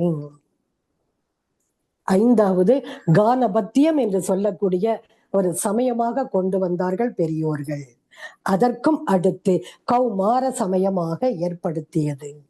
அப்ப கௌமார சமயம் என்று சொல்லக்கூடியது இங்க பார்த்துட்டோம். மறைபொருளாம் காந்தம் தன் மாத்திரைகள் 5 மலைக்காதிர் விண்கூட்டம் மாபூதம் 5மாம். இங்க முறையாய் அக்காந்தமே மனமாம் உயிர் உடல்களில் மதி உயர்ந்து உண்மை பெற மா பிரம்ம ஞானமாம். அப்ப அந்த காந்தத்தில் உள்ள அழுத்தம் ஒளி சுவை மனம் முறையாய் அக்காந்தமே என்ன ஆகுதுங்க? முறையாய் அக்காந்தமே மனமாம் உயிர் உடல்களில். அப்ப அழுத்தம் ஒளி சுவை மனம் என் இடத்திலே வரும் பொழுது மனமாக புரிஞ்சு போச்சு. 6 கௌமார சமயம். 6 முகனை கொண்டு வந்து, அப்பா நீ இல்லையா, உனக்கு 6 தலை நீ வச்சுக்கோ. என்ன பாடலை பாடினார்கள்? ஏறுமையில் ஏறி விளையாடும் முகம் ஒன்று, ஈசனுடன் ஞான மொழி பேசும் முகம் ஒன்று, கூறும் அடியார்கள் வினை தீர்த்த முகம் ஒன்று, குன்றுருவ வேல்வாங்கி நின்ற முகம் ஒன்று, மாறுபடு சூரரை வதைத்த முகம் ஒன்று, வள்ளியை மனம் கொணர வந்த முகம் ஒன்று. அப்புறம் அப்படியே அந்த 6 வரும். 6 முகம் மான பொருள் நீ அருள வேண்டும் ஆதி அருணாசலம் அமைந்த பெருமாளே. அப்புறம் அவர் சொல்வாருங்க அருணகிரிநாதர், ஐயா நான் ஒரு முகமாத்தான் நான் உன்னை பார்த்தேன் ஐயா, நீ ஏன் ஐயா 6 முகமாக வந்திருக்க, 6 முகமான பொருள் நீ அருள வேண்டும் ஆதி அருணாசலம் அமைந்த பெருமாளே என்று 6வது தத்துவமாக என்ன கொண்டு வந்தாங்கன்னு சொன்ன கௌமார சமயமாக. இதைத்தான் உயிர் சக்தி கீழேயே இருந்தால் மனிதனுக்கு புலன் கவர்ச்சி பொருட்கவர்ச்சி அப்படியே கொண்டு வந்து மேல ஏற்றுங்க. மூலாதாரத்து 3 கணலை காலால் எழுப்பி கருத்து ஒருமித்து நாத விந்துக்கள் ஆதி நமோ நம குண்டலியை ஏறச் செய்யும் நமச்சிவாய நமகோ. நம சிவாய மூலாதாரம் சுவாதிஷ்டானம் மணிப்பூரகம் அநாகதம் விசுத்தி என்று சொல்லக்கூடிய நிலையிலே நம்ம இந்த நமச்சிவாய என்று சொன்னாலே என்ன ஆகுதுன்னு சொன்னா இந்த உயிர் சக்தி தானாக மேலே நமக்கு ஏற்று மேல வந்து புருமத்தில் அமர்ந்து பிறகு துரியத்தில் நமக்கு வேதைத்தான் வள்ளலார் அவர்கள் தனிமையில் இரு, தனித்திரு, தூங்காதே விழித்திரு, தூங்காதே விழித்திரு, அதற்குள்ள இன்னொன்னு போடுவாங்க பசித்திரு, ஆங்காரம் உள்ளடக்கி ஐம்புலனம் சுட்டெரித்து தூங்காமல் தூங்கி சுகம் பெறுவது எக்காலம். ஆக தனிமையில் இரு, குண்டலினி சக்தியை விழித்து நீ வந்து தவம் செய், தனித்திரு, தூங்காதே விழித்திரு, விழித்திருக்க உனக்கு பசி வரும். அந்த பசிக்கு நீ மெலட்டோனின் என்று சொல்லக்கூடிய காயாத பால், கரவாத பால், காய்ச்சப்படாத பால், கண்ணுக்கு தெரியாத பால், இந்த பால் இந்த அமுத சுரபு தேன் அமுது கண்ணுக்கு தெரியாத அமுது, இதை உண்ண நீ பசித்தேரு. இதையெல்லாம் பக்தி மார்க்கத்தில் கொண்டு வந்து இணைத்து சமயத்தை நோக்கி இந்து மதத்தில் 6 வகை சமயங்களாக கொண்டு வந்தார்கள். சைவ சமயம், சாக்த சமயம், வைணவ சமயம், சௌர சமயம், கானபத்தியம், கௌமார சமயம் என்று 6 சமயங்களாக. ஆக எந்த சமயமாக இருந்தாலும் சரி, மதமாக இருந்தாலும் சரி, அடிப்படை தத்துவம் 2, ஒன்று இறை உணர்வு, இன்னொன்று அறநெறி. இந்த சமயத்தின் மூலமாக சடங்கினை நமக்கெல்லாம் சிலது கொண்டு வந்தார்கள். நிறைய சடங்கு நல்லதும் இருக்கின்றது, அந்த சடங்கில் தேவை அல்லாததும். இது வந்து இதனுடைய இன்னும் கொஞ்சம் நிறைய விளக்கம் அடுத்த மாசமா தொடர்ச்சியா வைத்துக் கொள்ளலாம். ஆக நிறைய சடங்குன்னு பார்த்தோம்னு சொன்னா நிறைய சடங்குகள் நமக்கு நல்லதும் இருக்கின்றது, தேவை அல்லாதது நமக்கு இருக்கின்றது. இதைத்தான் ஒரு பழமொழி சொல்லுவாங்க. அடிக்கடிக்க நம்ம பேசும்போது என்ன சொல்றேன்னு சொன்னா அடிச்சக்க அட்ரா சக்கன்னு சொல்லுவோம். கிண்டலாக பேசும்போது அடிச்சக்க சொல்றோமா இல்லையா? டக்குன்னு அட்ரா சக்குன்னு சொல்றோமா இல்லையா? ஏன் இதுக்குள்ள இந்த பழமொழி வந்ததுன்னு சொன்னா, நாம என்ன பண்ணுங்க, சக்கையை வைத்துக் கொண்டு நிறைய சாறை வெளியிலே விட்டு விட்டோம். சைனால இருந்து நிறைய பேர் வந்தாங்க நம்ம நாட்டுக்கு. ஒரு சிலர் வந்து நம்ம நாட்டு ஆளுகிட்ட என்ன கொடுத்தாங்கன்னா, தேயிலை இலைகளை டீ இலைகளை நம்ம கிட்ட கொடுத்து அவங்க சொன்னாங்க, சைனீஸ் நம்ம கிட்ட சொன்னாங்க, காய வச்சு வடிகட்டி சாப்பிடுன்னு. காய வச்சோம் இலைய, தண்ணியில போட்டு கொதிக்க வச்ச நாம என்ன பண்ணுங்க, வடிகட்டணும், சாப்பிட்டோம். ஒரு வருடம் கழிந்து சைனா ஆட்கள் நம்ம நாட்டுக்கு வந்தாங்க. நம்ம ஆளை பார்த்தாங்க. என்னப்பா நான் கொடுத்த டீ தூளை வடிகட்டி சாப்பிட்றீங்களான்னு கேட்டாங்க. நம்ம ஆள் சொன்னாங்க, பேஷா சாப்பிட்றேங்க, ரொம்ப நல்லா இருக்கு அப்படின்னாங்க. கொண்டு வான்னு சொன்னாங்க சைனா அன்பு உள்ளங்கள். நம்மால் என்ன பண்ணாங்க, டீ தூளை தண்ணியில போட்டாரு, கொதிக்க வச்சார், வடிகட்டினார், தண்ணியை விட்டுட்டாருங்க. அந்த இலை இருக்கு பாருங்க, கப்பல ஸ்பூன் போட்டு கொண்டாந்து சைனா ஆள்கிட்ட கொடுத்தாங்க. என்னய்யா இதை சாப்பிட்றீங்க, தேநீரில் குடிக்கணும்னும் போது, இல்லை நீங்க 1 இயரா நாங்க அதை வடிகட்டிட்டோம், இதைத்தான் நாங்க சாப்பிட்றோம் அப்படின்னாங்க நம்ம அன்பு உள்ளங்கள். அந்த அன்பு உள்ளங்கள் கிட்ட அப்புறம்தான் அவங்க மாற்றினார்கள். இதான் சக்கையை பிடித்து கொண்டோம், நிறைய சாறை நாம் விட்டுவிட்டோம் என்று அடிச்சக்கை அட்ரா சக்கை என்று சொல்லக்கூடிய நாங்க பேசும்போதெல்லாம் இதெல்லாம் நாங்க சாமிஜியின் மூலமாக கேட்டது. ஆக அப்ப என்ன ஆகுதுன்னு சொன்னா, நிறைய சடங்கு உள்ளது. அந்த சடங்கில் தாலி வந்த விதம் இதை மட்டும் பார்த்து முடிச்சுட்டு மீதியெல்லாம் ஒரு 1/2 hour அடுத்த வாரம் பார்க்கலாம். ஆக தாலி வந்த விதம், குறிஞ்சி, முல்லை, மருதம், நெய்தல், பாலை, 5 வகையான நிலங்கள் இல்லையா? ஆக முதல்ல மலைகள். ஆக பூமியில் உள்ளே இருக்கக்கூடிய அந்த ஆற்றல் வெடித்து சிதறி வெளியே வரும் பொழுது அங்கங்கு மலைகளாக, லாவா என்று சொல்லக்கூடிய மலைகளாக, மலைகள் கரைந்து அங்கங்க இன்னைக்கு நம்ம பார்க்கிறோம் எரி மலைகளாக, ஒரு பக்கம் மலைகளாக. ஆக மலைகள் கரைந்து என்னவாக மாறியது, காடுகளாக மாறியது. காடுகள் மறுபடியும் செப்பனிட்டு விளை நிலங்களாக மாறியது. நீரிலே இருந்து வெளியே வரும்போது கடற்கரை பகுதிகளாக டிஸ்டன்ஸ் அதிகமாக பாலைவனங்களாக. ஆக நிலத்தை 5ஆக பிரித்தார்கள், குறிஞ்சி, முல்லை, மருதம், நெய்தல், பாலை என்று சொல்லக்கூடிய நிலையிலே. அப்ப குறிஞ்சிக்கும் மருதத்திற்கும் இடைப்பட்டவர்கள் யாரு? சாமி சொல்லுவாங்க, முல்லை இனத்தினர். குறிஞ்சிக்கும் மருதத்திற்கும் இடைப்பட்டவர்கள் முல்லை இனத்தினர். அப்ப இடைப்பட்டவர்கள் என்று சொல்லக்கூடிய நிலையில் என்னவாக மாறியது, இடையர்கள் என்று சொல்லக்கூடிய கான்செப்ட மாறி எடையர்களாக ஒரு ஜாதியாக நாம் பிரித்து விட்டோம். அவங்க என்ன ஜாதி? எடை ஜாதி. அவங்க என்ன செய்வாங்க, ஆடெல்லாம் மாடுகள் எல்லாம் மேய்ப்பாங்க. அப்ப அந்த முல்லை இனத்தவர் என்ன பண்ணாங்கன்னா, ஆட்டை மேய்ப்பதற்காக காடுகளுக்கு செல்ல காடு தானே, அப்புறம் தானே விளைநிலங்கள், காடுகளுக்கு செல்ல ஆரம்பிக்கும் பொழுது காட்டிலே அந்த ஆடெல்லாம் மேய்க்கும் பொழுது அவர்களுக்கு டீனேஜ் திருமணம் என்று சொல்லக்கூடிய ஒரு விழா இருந்தது. அந்த திருமணத்திற்கு பெண்ணை கொடுப்பவர்கள், ஏன்னா அந்த காலத்திலே பெண்ணை பாதுகாக்க வேண்டும், பெண்ணை பராமரிக்க வேண்டும், பெண்கள் இல்லத்திலே இருக்க வேண்டும் என்ற கான்செப்ட் அங்கு இருந்து அப்படி வந்ததுதான் பெண்ணடிமையாக மாறியது. சிறப்புணர்ந்த பெண் மதிப்பு. ஆளுமை திறன் உள்ளதால் ஆண்கள் சுத்தவெளி இறைத்துகள் தோன்றியாச்சு, வெளியே ஓட பாக்குது, நாலாபுறமும் சூழ்ந்துள்ள சுத்தவெளி இறைத்துளையே என்ன ஆகுதுங்க, இறைத்துகளை அப்படியே அடக்கி வைக்கின்றது. அடைக்கலாக மாற்றம். அடங்கி உள்ளதால் பெட்டு. ஆளுமை திறன் உள்ளதால் அவர்கள் ஆண்கள். இறைத்துகள் அடங்கி உள்ளதால் பெட்டு. அப்ப எங்கே தோன்றியது ஆணும் பெண்ணும்? அங்கேயே தோன்றிவிட்டது. அப்ப பெண்களை பாதுகாக்க வேண்டும், பராமரிக்க வேண்டும் என்ற கான்செப்டை உள்ள வச்சு, அம்மா நீ வீட்டுக்குள்ளே இரு, நான் போய் ஆடு மாடு மேய்ச்சிட்டு வரேன் அப்படின்னு மேய்க்கும் பொழுது அவனுக்கும் திருமணம் ஆக வேண்டும். அதற்காக திருமணம் ஆக வேண்டும் என்றால் அவர்கள் வீரத்தை காட்ட வேண்டும் என்பதற்காக என்ன பண்ணாங்கன்னு சொன்னா, நீ புலிப்பல்லையோ ஏதாவது ஒரு பல்லு, சிங்கப்பல்லையோ, வீரமுள்ள மிருகங்கள், இதை கொண்டு வாப்பா, அதை வச்சு தாலியாக நான் மாற்றி உனக்கு என் பொண்ணை கொடுக்கிறேன். முதல் மரியாதை சிவாஜி அந்த கல்ல தூக்குவார். அது போல அப்புறம் அந்த தம்பி ஒரு புலிப்பல்ல கொண்டு வந்து கொடுப்பாங்க. ஆக நீ மிருகங்கள் வரும்போது மனைவியை காப்பாற்றுகின்றாயா அல்லது மரத்து மேல ஏறி உட்கார்ந்து கொள்கின்றாயா என்ற கருத்தை தெரிஞ்சுக்கணுன்றதுக்காக புலிப்பல்லை வைத்து அந்த காலத்தில் தாலியை கட்டினார்கள், புலிப்பல் தாலி.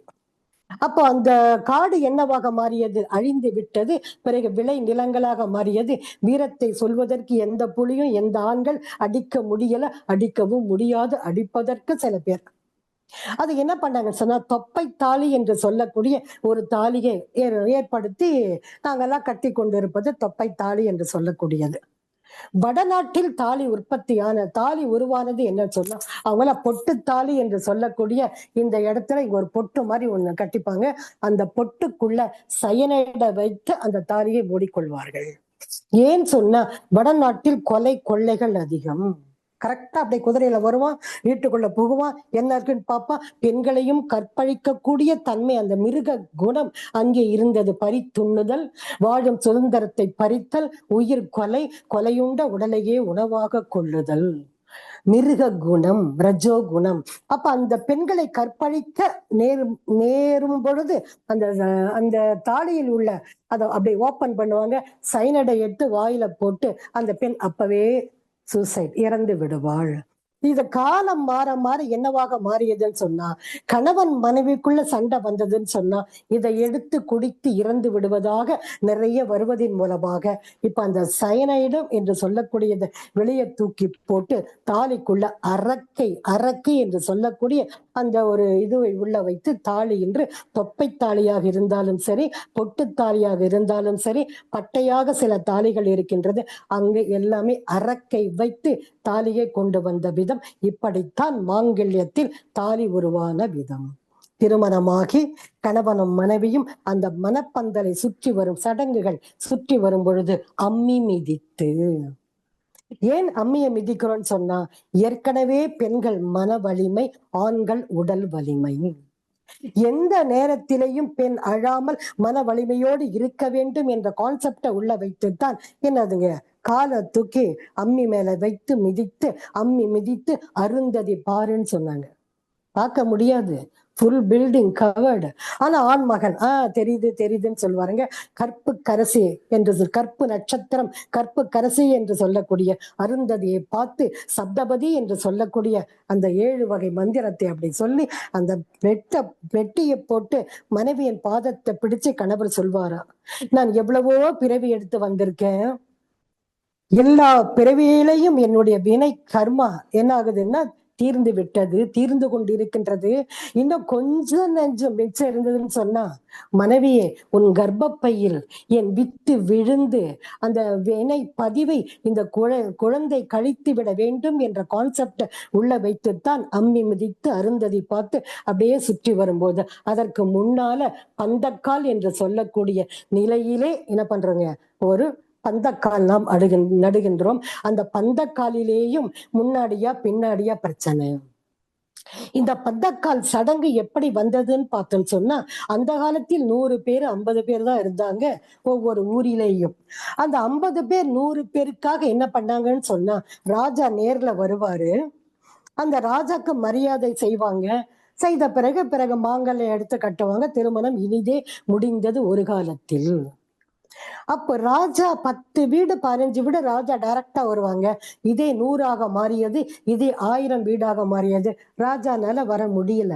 அதனால ராஜா என்ன செய்தாருன்னு சொன்னா, ஒரு கொம்பினை கொடுத்து, இந்த கொம்புக்கு யார் நீங்கள்லாம் மரியாதை செய்தால் அந்த மரியாதை என்னை சாரும் என்று ஒரு கொம்பினை கொடுத்து, அந்த கொம்பு அரசன் ஆணைக்கால், அரசாணை கால், அரசன் ஆணையோடு அன்போடு கொடுத்த கால் என்னவாக மாறியது, அரசாணை காலாக மாறி 7 பிடி அல்லது 7 கணு அல்லது 9 கணு உள்ள அந்த மூங்கிலை கொண்டு வந்து அப்படியே தட்டுக்குள்ள அதை வைத்து 5 சுமங்கலி பெண்கள் அதற்கு அபிஷேகம் செய்வார்கள்.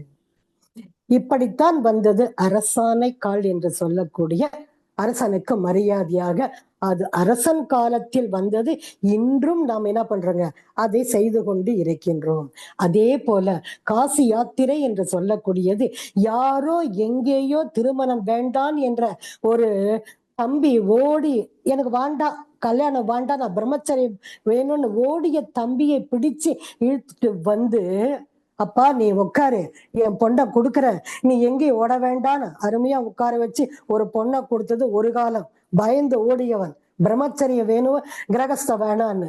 ஆக அந்த சடங்கு இன்றும் நாளையும் என்றென்றும் அந்த மாப்பிள்ளை கையில ஒரு துணியை மூட்டை கட்டி தொங்க வச்சு, அவர் கையில ஒரு புக்கை கொடுத்து, அவர் நீ போப்பா காசி யாத்திரை என்று அனுப்பி, பிறகு மைத்துனன் ஒரு கொடையை பிடிச்சு கொண்டு வந்து கோயில அமர வைத்து, பெண்ணை பெற்ற மாமியார் அவர் காலில் பாத பூஜை பண்ணி, நான் சொல்லுவேன் அப்படியே விட்டுருங்க, போறாரா வராரா பார்க்கலான்னு. ஆக சும்மாவே வேண்டாம் என்று சென்ற மாப்பிள்ளைகளை எல்லாம், இருக்கிற மாப்பிள்ளைகள்லாம் தான் சொல்றேங்க, வந்து அமர செய்த காசி யாத்திரை. சரி, அது சடங்கு வேண்டாம், பண்ணிக்கோங்க, அது ஒரு விளையாட்டா, மாலையை தூக்கி போடுறது, பொண்ணை தூக்கி பிடிக்கிறது விளையாட்டா. ஆனா அந்த இடத்தில் காசி யாத்திரை சென்று வந்து அமர்ந்த அந்த ஷூட்டு, கோட்டு, நகை, வரிசை தட்டு எல்லாம் வச்சுக்கோங்க, வேண்டாம் சொல்லல. அடியேனின் ஒரே கருத்து, அந்த நேரத்தில் மாப்பிள்ளையிடம் அந்த பாடலை கொடுத்து, பெற்றோரை, பிறந்தகத்தை, பிறந்த ஊரை விட்டு பிரிந்து வந்து பெருநோக்கில் கடமையறம் ஆற்ற பற்றற்ற துறவியென, நாங்க பெருமையா சொல்றேங்க, பற்றற்ற துறவியென குடும்ப தொண்டேற்று பண்பாட்டின் அடிப்படையில் என்னை பதியாய் கொண்டு என் நற்றவத்தால் என் வாழ்க்கை துணையாகி பெண்மை நலநோக்கில் அன்போடு கருணை இவை கொண்டு மற்றவர்க்கும் தொண்டாற்றும். மாமனாரு, மாமியாரு, நாத்தனாரு, மூத்தாரு, குழந்தை, சொந்த பந்தம் எல்லாம் வரவங்க போறவங்க மற்றவர்க்கும் தொண்டாற்றும் மாண்புமிக்க எல்லாருக்கும் போடுறோம், மினிஸ்டருக்கு எல்லாம் போடுறோம், மாண்புமிக்க சிஎம் அவர்கள், மாண்புமிக்க பிஎம் அவர்கள். ஆக நமக்கு போடணுங்க, ஒவ்வொரு கணவனும் நமக்கு போடணும். நான் 3 முறை சொல்வேன் மனைவி நல வேட்பு விழாவில், மாண்புமிக்க மாண்புமிக்க மாண்புமிக்க எந்தன் மனைவியை நான் வாழ்த்தி மகிழ்கின்றேன். ஆனா முதல்ல சாமிஜி என்ன தெரியுமா எழுதினாங்க? என் மனைவியை நான் வணங்கி மகிழ்கின்றேன். வணங்கி, ஒரு சிலருக்கு தான் இது தெரியும், வணங்கி மகிழ்கின்றேன். கேள்வி கேட்க ஆரம்பிச்சுட்டாங்க ஆண் மக்கள். வணங்கியா சாமிஜி? சும்மாவே தலைக்கு மேலே ஏறி உட்கார்ந்துப்பாங்க. ஒரு சிலது பண்றோம், ஆவதும் பின்னாலே அழிவதும் பின்னாலே. இடித்து பேசியது சில நூல்கள். ஒரு பெண் பேசினால் பெரும் பூமி தானதிரும், 2 பெண் பேசினால் விழும் விண் மீன்கள், 3 பெண் பேசினால் கடல் வற்றி போகும், 4 பெண் பேசினால் உலகம் என்னாகுமோ என்று பெண்களை இழிவுபடுத்தி பேசியது ஒரு காலத்தில் பெண் புத்தி, பின் புத்தி. இப்ப நாங்க பின் ஷார்ப்பா இருக்கோம். பிறகுதான் பாரதி வந்தான், பாரதிதாசன், ஈவேரா, காமராஜர், டாக்டர் சார்லஸ் அவர்கள், விவேகானந்தர், அந்த வரிசையில் அருட்தந்தை வேதாத்ரி மகரிஷி அவர்கள். வணங்கி வேணாம் சாமி, ஆழ்த்தின் போடுங்க. சாமிஜி அப்படியே சிரிச்சுட்டாருங்க. பிறகுதான் வாழ்த்தி மகிழ்கின்றேன். இந்த பாடலை என்ன ஒன்னா சடங்கு வச்சுக்கோங்க திருமணத்தில். ஆனா இனிமேல் வரும், என் பசங்களுக்கெல்லாம் கல்யாணம் பண்ணிட்டேன், ஆக இனிமேல் அந்த பாட்டை பாட முடியாது பிள்ளைகளுக்கு. ஆக இனி வரும் திருமணம் ஆகும் பெண்களுக்கு யாருக்கெல்லாம் திருமணம் ஆகின்றதோ மணமகன் கையில் இந்த பாட்டை படித்த பிறகுதான் பிறகு அவர்கள் திருமண மண்டபத்தில் அப்படியே ஊர்வலமாக கொண்டு வர வேண்டும். இது ஒரு சடங்கு. நல்ல சடங்கும் இருக்கின்றது. முட்டாள், முட்டு ஆள் முட்டாள், மூடம் சுக்கிர மூடம், முட்டாள் மூடன் மடையன் சாகும் பொழுதும் மூக்கிலே பஞ்சு வைக்கின்றார்கள், வாயிலே துளசி வைக்கின்றார்கள், கையை கட்டி விடுகின்றார்கள், கால் விரல்கள் கட்டி விடுகின்றார்கள். ஏன் மூக்கிலே பஞ்சு, ஏன் வாயிலே துளசி என்ற கருத்து எல்லாம், துளசி மாடம் எதற்காக என்ற கருத்தெல்லாம் மதிப்பிற்குரிய வீரப்பன் ஐயா அவர்கள் அடுத்த எனக்கு வாய்ப்பு தரும் பொழுது வெறும் சடங்கினை மட்டும் பார்க்கலாம் என்று கூறி, இதோடு இந்த சமயங்கள் டைரக்டா சமயங்கள் வர முடியாது. இதெல்லாம் சொல்லி மதங்களை சொல்லி, இந்து மதத்தில் சமயங்கள் என்று சொல்லி பிறகுதான் சடங்குகளாக கொண்டு வர வேண்டும். அந்த சமயத்திலேயும் இறைவெளியே தன்னிருக்க சூழ்ந்தழுத்தும் ஆற்றல் இதன் திணிவு மடிப்பு விழ சுழலும் நுண் விண்ணாம். நிறைவெளியில் விண் சுழல நெருக்குகின்ற உரசல் நிலைவெளியில் எழுப்புகின்ற நேரலைகள் காந்தமாம். மறைபொருளாம் காந்தம் தன் மாத்திரைகள் ஐவகை மலைக்காதிர் விண்கூட்டம் மாபூதம் ஐந்துமாம். முறையாய் அக்காந்தமே மனமாம் உயிர் உடல்களில் மதி உயர்ந்து உண்மை பெற மா பிரம்ம ஞானமாம் என்ற பாட்டிற்கு விளக்கமும் சில சடங்குகளும் அடுத்த முறை பார்ப்போம் என்று கூறி வாய்ப்பினை நல்கிய வீரப்பன் ஐயா அவர்களுக்கும் உலக சமுதாய சேவா சங்கத்தை சேர்ந்த அத்துணை அன்பு உள்ளங்களுக்கும் சிரம் தாழ்ந்த பணிவான வணக்கங்கள். வாழ்க வளமுடன், வாழ்க வளமுடன். இப்பொழுது அம்மாவுடன் நான் கேள்வி பதில் நிகழ்ச்சியில் இணைகின்றோம். முதலாவதாக சாமுண்டீஸ்வரி அவர்கள் சேலத்திலிருந்து நம்மோடு இணைகின்றார்கள். அம்மா கிட்ட நீங்க பேசலாங்க. வாழ்க வளமுடன்.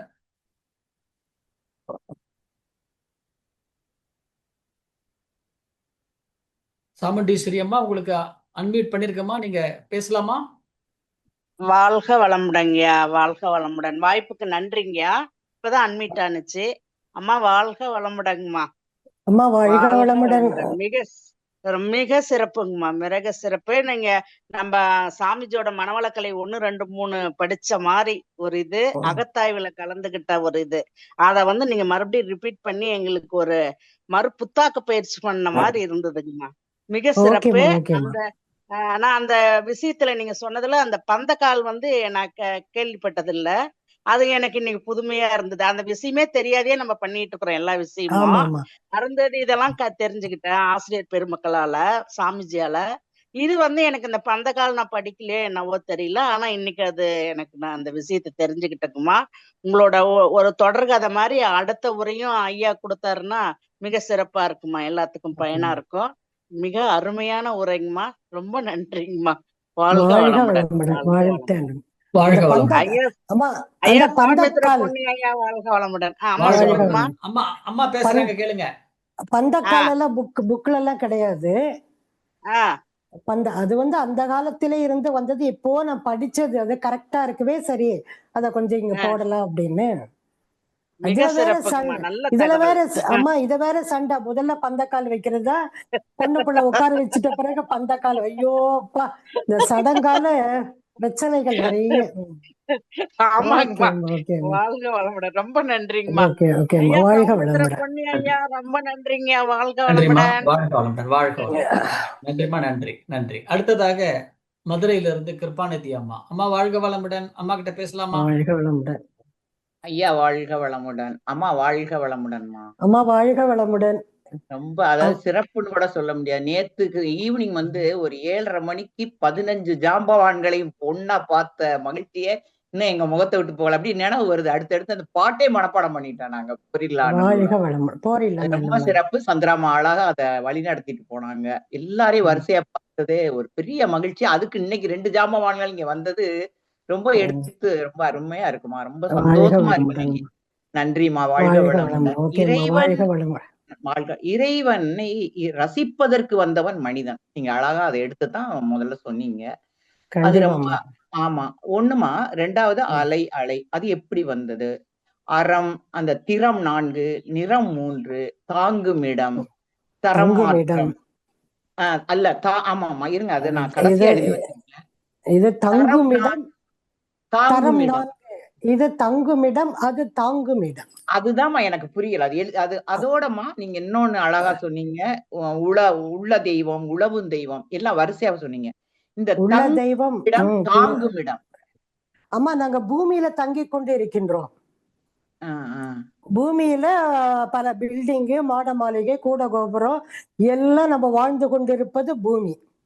அப்படியே சுற்றி கொண்டிருக்கின்றது. இது தங்குமிடம். இது எது தாங்கி கொண்டிருக்கின்றதுன்னா சுத்தவெளி தாங்கி கொண்டிருக்கின்றது. அது தாங்குமிடம். அப்ப தங்குமிடம் பெரியதா, தாங்குமிடம் பெரியதான்னு சொன்னா, தாங்குமிடம் சுத்தவெளி இல்லைன்னு சொன்னா இதெல்லாம் கிடையாது, நம்ம எல்லாம் போயிடுவோம். கண்டிப்பா கண்டிப்பா. அன்போடு கருணையோடு எல்லாத்தையும் இருப்பு மண்டலம் இயக்க மண்டலத்தை எப்படி காத்து கொண்டிருக்கின்றது? ஒரு கவசம் போல சூழ்ந்து காத்து கொண்டு இருக்கின்றது.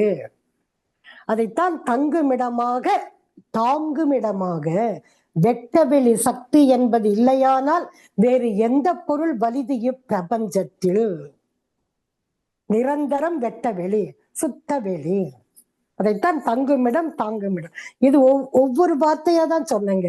இது இன்னும் கொஞ்சம் இல்ல விளக்கி சொன்னா எல்லாம் இல்லம்மா, எனக்கு அண்டர்ஸ்டாண்ட் புரியல. எனக்கு அது என்ன எதை அதான் தங்குமிடம் சொல்லுங்க. இத ரொம்ப பூமி பூமி பூமி தங்குமிடம். புரியுது புரியுது. ஆமா, அது தாங்கிக்கிட்டு இருக்கு. அதுதான் தாங்குமிடம், இது தங்குமிடம். ரொம்ப சிறப்பு. அதைத்தான் நான் வற்றா இருப்பு, அவன் ஒரு அட்சய பாத்திரம், பேராற்றல். இதத்தான் தங்குமிடம் தான் பேராற்றல் நிறைந்தவன். பேர் அறிவு, ஒழுங்காற்றல், காலம், ஒவ்வொரு அதிர்வும் ஒரு காலம். ஒரு படத்துல பார்த்தோம் இல்லையா, இப்படின்னுவான், சும்மா அதிருதில்லன்னுவான். ஏன் அவருக்கு தெரிஞ்சதுன்னு சொன்னா, மைனூட்டா வச்சு கவிதை எழுத எழுத எழுத சாமிஜிக்கு ஏட்டினிலே கை என்னமோ அகண்டாகாரம். கவிஞனுக்கும் ஏட்டி, கண்ணதாசனுக்கும் ஏட்டினிலே கை என்னமோ அகண்டாகாரம். அப்ப அந்த இயற்கை ரகசியங்கள்லாம் நல்ல கவிஞர்களுக்கு. அதைத்தான் பறவையை கண்டான், விமானம் படைத்தான், எதிரொலி கேட்டான், வானொலி படைத்தான், எதனை கண்டான், மதம் தனை படைத்தான். ஆக மதம் வாழ வைக்காம வாழ்வை பிரிக்கிறதா இருக்கு. அததான் காஞ்சிபுரத்துல விபூதி கொடுக்கறதா நாமம் கொடுக்கறதான்னு சண்டை வந்தது இல்லையா? யானைக்கு மதம் பிடிச்சு போச்சு, ஓடி போச்சு. நன்றிமா, ரொம்ப சிறப்புமா. அதாவது பொதுவா நாடகம் பாக்குறவங்க ஏன் முடிக்கையில பதறான்னு இன்னைக்குதான் தெரிஞ்சு. கரெக்டா சீரியல் முடிச்சது மாதிரி முடிச்சுட்டேமா. பாதி வேதாத்திரியம், பாதி ஒரு சிறப்பான நாடகம் மாதிரி போயிருச்சு. நன்றிமா, ரொம்ப சிறப்பு. வாழ்க வளமுடன். வாழ்க வளமுடன் ஐயா. வாழ்க வளமுடன்மா, மிக்க நன்றி. வாழ்க வளமுடன். அடுத்ததாக அருள்நிதி வளர்மதி அவர்கள். வாழ்க வளமுடன்மா. அம்மாட்ட பேசலாமா? நீங்க அன்மியூட் கொடுத்திருக்கேன். வாழ்க வளமுடன் ஐயா. நன்றி ஐயா. அம்மா வாழ்க வளமுடன். அம்மா வாழ்க வளமுடன்மா. வாழ்க வளமுடன். ரீசெண்டா மயிலாப்பூர் மன்றத்துக்கு வந்திருந்தீங்க. ஆமாமா ஆமாமா, ஜனவரி 1 வந்திருந்தேன். ஜனவரி 1. ரொம்ப சந்தோஷம். உங்களெல்லாம் பார்க்கும் போதே எங்களுக்கு அந்த அவரு மகரிஷி அந்த வைபை எங்களுக்கு கொடுக்குறாங்க. ஐயாவும் சரி, உங்களும் நீங்களும் சரி. அம்மா, எனக்கு ஒரு கேள்வி என்னன்னா, இப்போ சடங்குகள் பத்தி நீங்க சொன்னீங்க. இப்போ திருமணங்கள் இந்த ஐயரு மந்திரங்கள் எல்லாம் ஓதி காலையிலேயே ஆரம்பிச்சிருவாங்க. எல்லா மந்திரங்கள்லாம் ஓதி அதை ஒரு இதுவா வைபவமா பண்றோம். அதே சமயம் சில பேர் என்ன பண்றாங்க, ஒருத்தர் தலைவரை கூப்பிட்டு ஒரு தாலி எடுத்து கொடுத்து கட்டுறாங்க. சரிங்களா? அப்ப இவ்வளோ மந்திரங்களை ஓதி அது கட்டுறதுக்கும் ஒரு ஒண்ணுமே இல்ல, சிம்பிளா ஜஸ்ட் ஒருத்தவங்க வராங்க, தாலி எடுத்து கொடுக்குறாங்க, கட்டுறாங்கம்மா. அப்போ இதற்கும் அதற்கும் ஏதாவது வித்தியாசங்கள் இருக்கா? எனக்கு அது ஒரு திடீர்னு ஒரு கொஸ்டின் வந்துச்சு எனக்கு. நல்ல நல்ல அருமையான கேள்விமா. அதாவது 3 வேளை விருந்து ஏன்னு கேட்பாரு சாமிஜி. நைட்டு ரிசப்ஷன் விருந்து, காலையில டிஃபன், மத்தியானம் ஓரளவுக்கு 100-150 பேருக்கு சாப்பாடு இல்லையா? இது தேவை அல்லன்னு நாங்க பேசும்போது சாமி சொன்னாங்க, சிக்கனம் சிந்தனை சீர்திருத்தம். ஏன் 3 வேளை விருந்து? பெண்ணை பெற்றவர்கள் வீட்டெல்லாம் அடமான வச்சு, கரெக்டா இல்லையா? இந்த 3 வேளை விருந்து வேண்டாமே. அப்புறம் அவங்க எல்லாம் ஊர் கதை தான் பேசுறாங்க. அப்போ காலையில மறுபடியும் 7:30-9 திருமணம் மாங்கல்யம் கட்டும் நேரம்னு சொன்னா டிஃபன் சாப்பிட்டு உட்காருவாங்க. அப்ப மாங்கல்யம் கட்டும் பொழுது அந்த பேச்சு சத்தம் யாரு காதுலயும் ரொம்ப விழக்கூடாதுன்னு மங்கள நான கட கட கட கடன்னு அடிப்பாங்க. அப்புறம் தான் அரிசி எடுத்து போடுவாங்க. அரிசி யாரு தலையில விழுதுன்னு தெரியாது. ஆக இந்த சடங்கை விட 3 வேளை விருந்து போடுவதை விட சாமிஜி என்ன சொல்லுவாங்கன்னா, காலையில 9-10 திருமணம், வீட்லயே டிஃபன் சாப்பிட்டு வந்தாலும் சரி, சாப்பிடாம வந்தாலும் சரி, ஒரு காஃபியை கொடுத்துருவோம். 9-10 திருமணம் உட்கார வச்சு மாங்கல்யத்தை கட்டுவோம். எல்லாரும் மனசார வாழ்க வளமுடன் சொல்லிட்டு திருப்தியா சாப்பாடு சாப்பிட்டு போவோம். ஆக அதை விட இதுதான் சிறந்தது எனக்கு தெரிஞ்ச வரைக்கும். ஒரே நாள். நன்றி.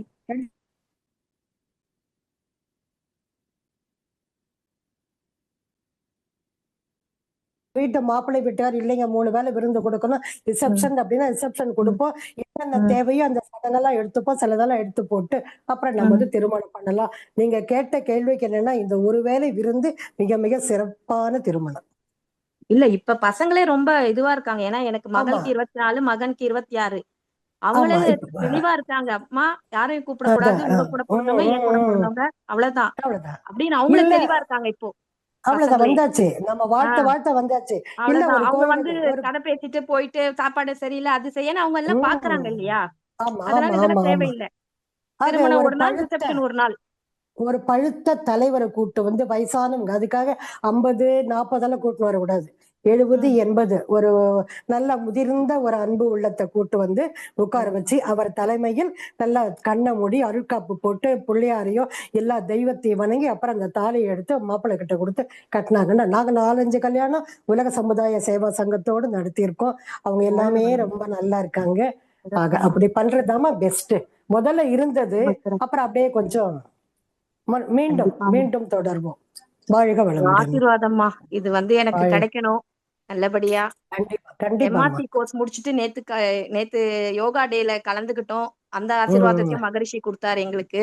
ஓகேமா இன்னைக்கு ஓகேமா காலையில தான் வாழ்க வளம். வந்தோம். மிக்க நன்றிம்மா. நன்றிமா. வாழ்க வளமுடன். வாழ்க வளம். ஓகேமா வாழ்க மிக்க வளம். நன்றி, வாழ்க மிக்க நன்றி. வாழ்க வளமுடன். அடுத்ததாக சுசிலா நாராயணன் அம்மா அவர்கள். அம்மா வாழ்க வளமுடன். அம்மா கிட்ட பேசலாம்.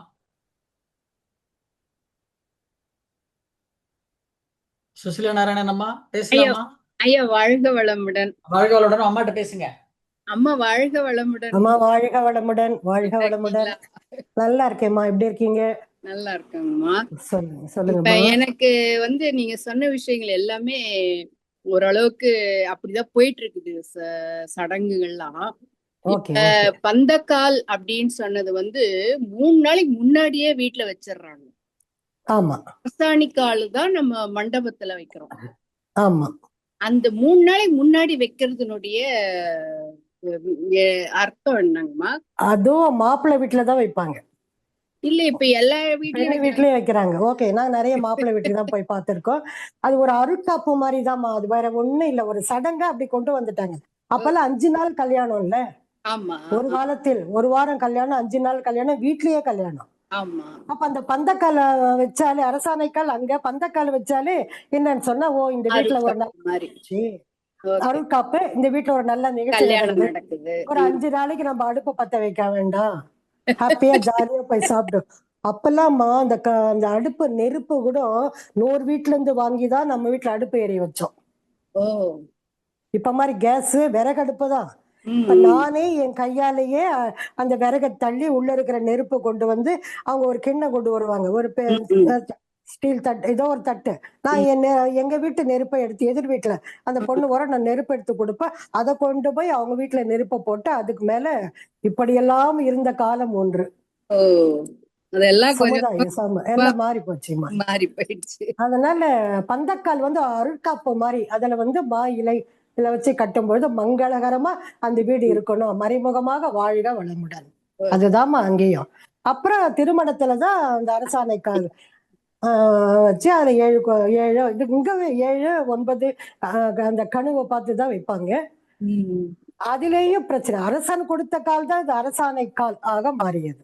ஆமா, அப்போ அரசனே நின்னு வாழ்த்துற மாதிரி. ஆமா ஆமா, அரசன் வர முடியாது இப்போ, அதனால ஒரு கொம்பை கொடுத்து அதுக்கு செய்யற மரியாதை எனக்குன்னு அவர் அனுப்பிச்சது. இன்னைக்கு அது ஒரு பழக்கம் வழக்கமாக பண்ணிட்டு, தெரியாமலேயே பண்ணிட்டு இருக்கோம். இதுல சண்டை வேற. ஆமா, இதெல்லாம் புரிஞ்சுட்டோம்னா சிலதெல்லாம் காசி யாத்திரை கூட தேவையில்லைம்மா. ஆமா, ஆனா அது காசி யாத்திரைக்குன்னே ஒரு தனியா ஒரு கொடை விசிறி தனியாவே அது ஒரு பிசினஸ் மாதிரியே ஆயிட்டு இருக்காங்க. அததான் நான் சொல்லுவேன். ஆனா நீங்க சொன்ன மாதிரி அது ஒரு விளையாட்டு மாதிரி கூட இருக்கலாம், அவர் கோச்சின் போற மாதிரி, அவரை கூட்டிட்டு வர மாதிரி, அது ஒரு வச்சுக்கோங்க, அதை வச்சுக்கலாம், தப்பு இல்ல. மணமகளுக்கு மாலை போடும்போது அப்படியே தூக்குவாங்க, 4-5 பேர் தூக்குவாங்க, பின்னாடி விளையாட்டு நல்லா இருக்கும். ஆனா அந்த நேரத்தில் பெற்றோரை பிறந்த உரை வைக்கணும், மாப்பிள்ளை படிக்கணும், அப்பதான் அவனுக்கு பொண்ணு சொல்லணும், அவ்வளவுதான். அது மாதிரி எல்லாம் வரணுமா, மாற்றம் அதுக்கு வரணும். அதுக்கு பதில் தான் இப்ப என்ன பண்ணாங்க, டான்ஸ் ஆட ஆரம்பிச்சிட்டாங்க. ஆமா, ரிசப்ஷன்ல டான்ஸ் ஆடுறாங்க. நன்றி. ஆமா. நீ பாட்டை பாடிட்டு ரொம்ப இதெல்லாம் நன்றிங்க. அடிக்கணும். ஓகேம்மா, வாழ்க நன்றி. வளமுடன், வாழ்க வாழ்க வளம், வளமுடன். வாழ்க வளம். அடுத்ததாக மீனாட்சி அவர்கள் வாழ்க வளமுடன். அம்மா கிட்ட பேசலாமா? அம்மா உங்களுக்கு அன்மியூட் கொடுத்துருக்குமா, நீங்க பேசலாமா மீனாட்சி? நன்றி ஐயா, வாழ்க வளமுடன் ஐயா. அம்மா வாழ்க வளமுடன்மா. வாழ்க வளமுடன்மா. அந்த தெய்வங்களுக்கு வந்து எப்படி உருவம் வந்ததுன்னு அந்த கல்யாண சடங்கு ஒண்ணுமே தெரியாம ஏதோ பண்ணினதெல்லாம் வந்து ரொம்ப ரொம்ப அருமைம்மா. அது ஓகேம்மா, ஓகேம்மா. வார்த்தைகள் இல்ல, நன்றி. சொல்ல வார்த்தைகள் இல்ல. உங்களோட தொடர்ச்சியை இது நன்றி. ரொம்ப எதிர்பார்க்கிறோம்மா. ஓகேம்மா, நன்றிம்மா. கண்டிப்பா கண்டிப்பாம்மா. ரொம்ப அடுத்த அருமை. முறை நிறைய பேசலாம். ஓகேம்மா. நிறையம்மா நிறையம்மா. ஒண்ணுதான். நன்றிம்மா. வாழ்க வளமுடன், வாழ்க ஐயா, வளமுடன். வாழ்க வளமுடன். நன்றி ஐயா. வாழ்க வளமுடன்மா. அடுத்தாக ரெட்மி 8A, உங்க பேரை சொல்லிட்டு அம்மா கிட்ட பேசலாங்க. வாழ்க வளமுடன். அன்மியூட் கொடுத்துருக்கோம். ரெட்மி 8A,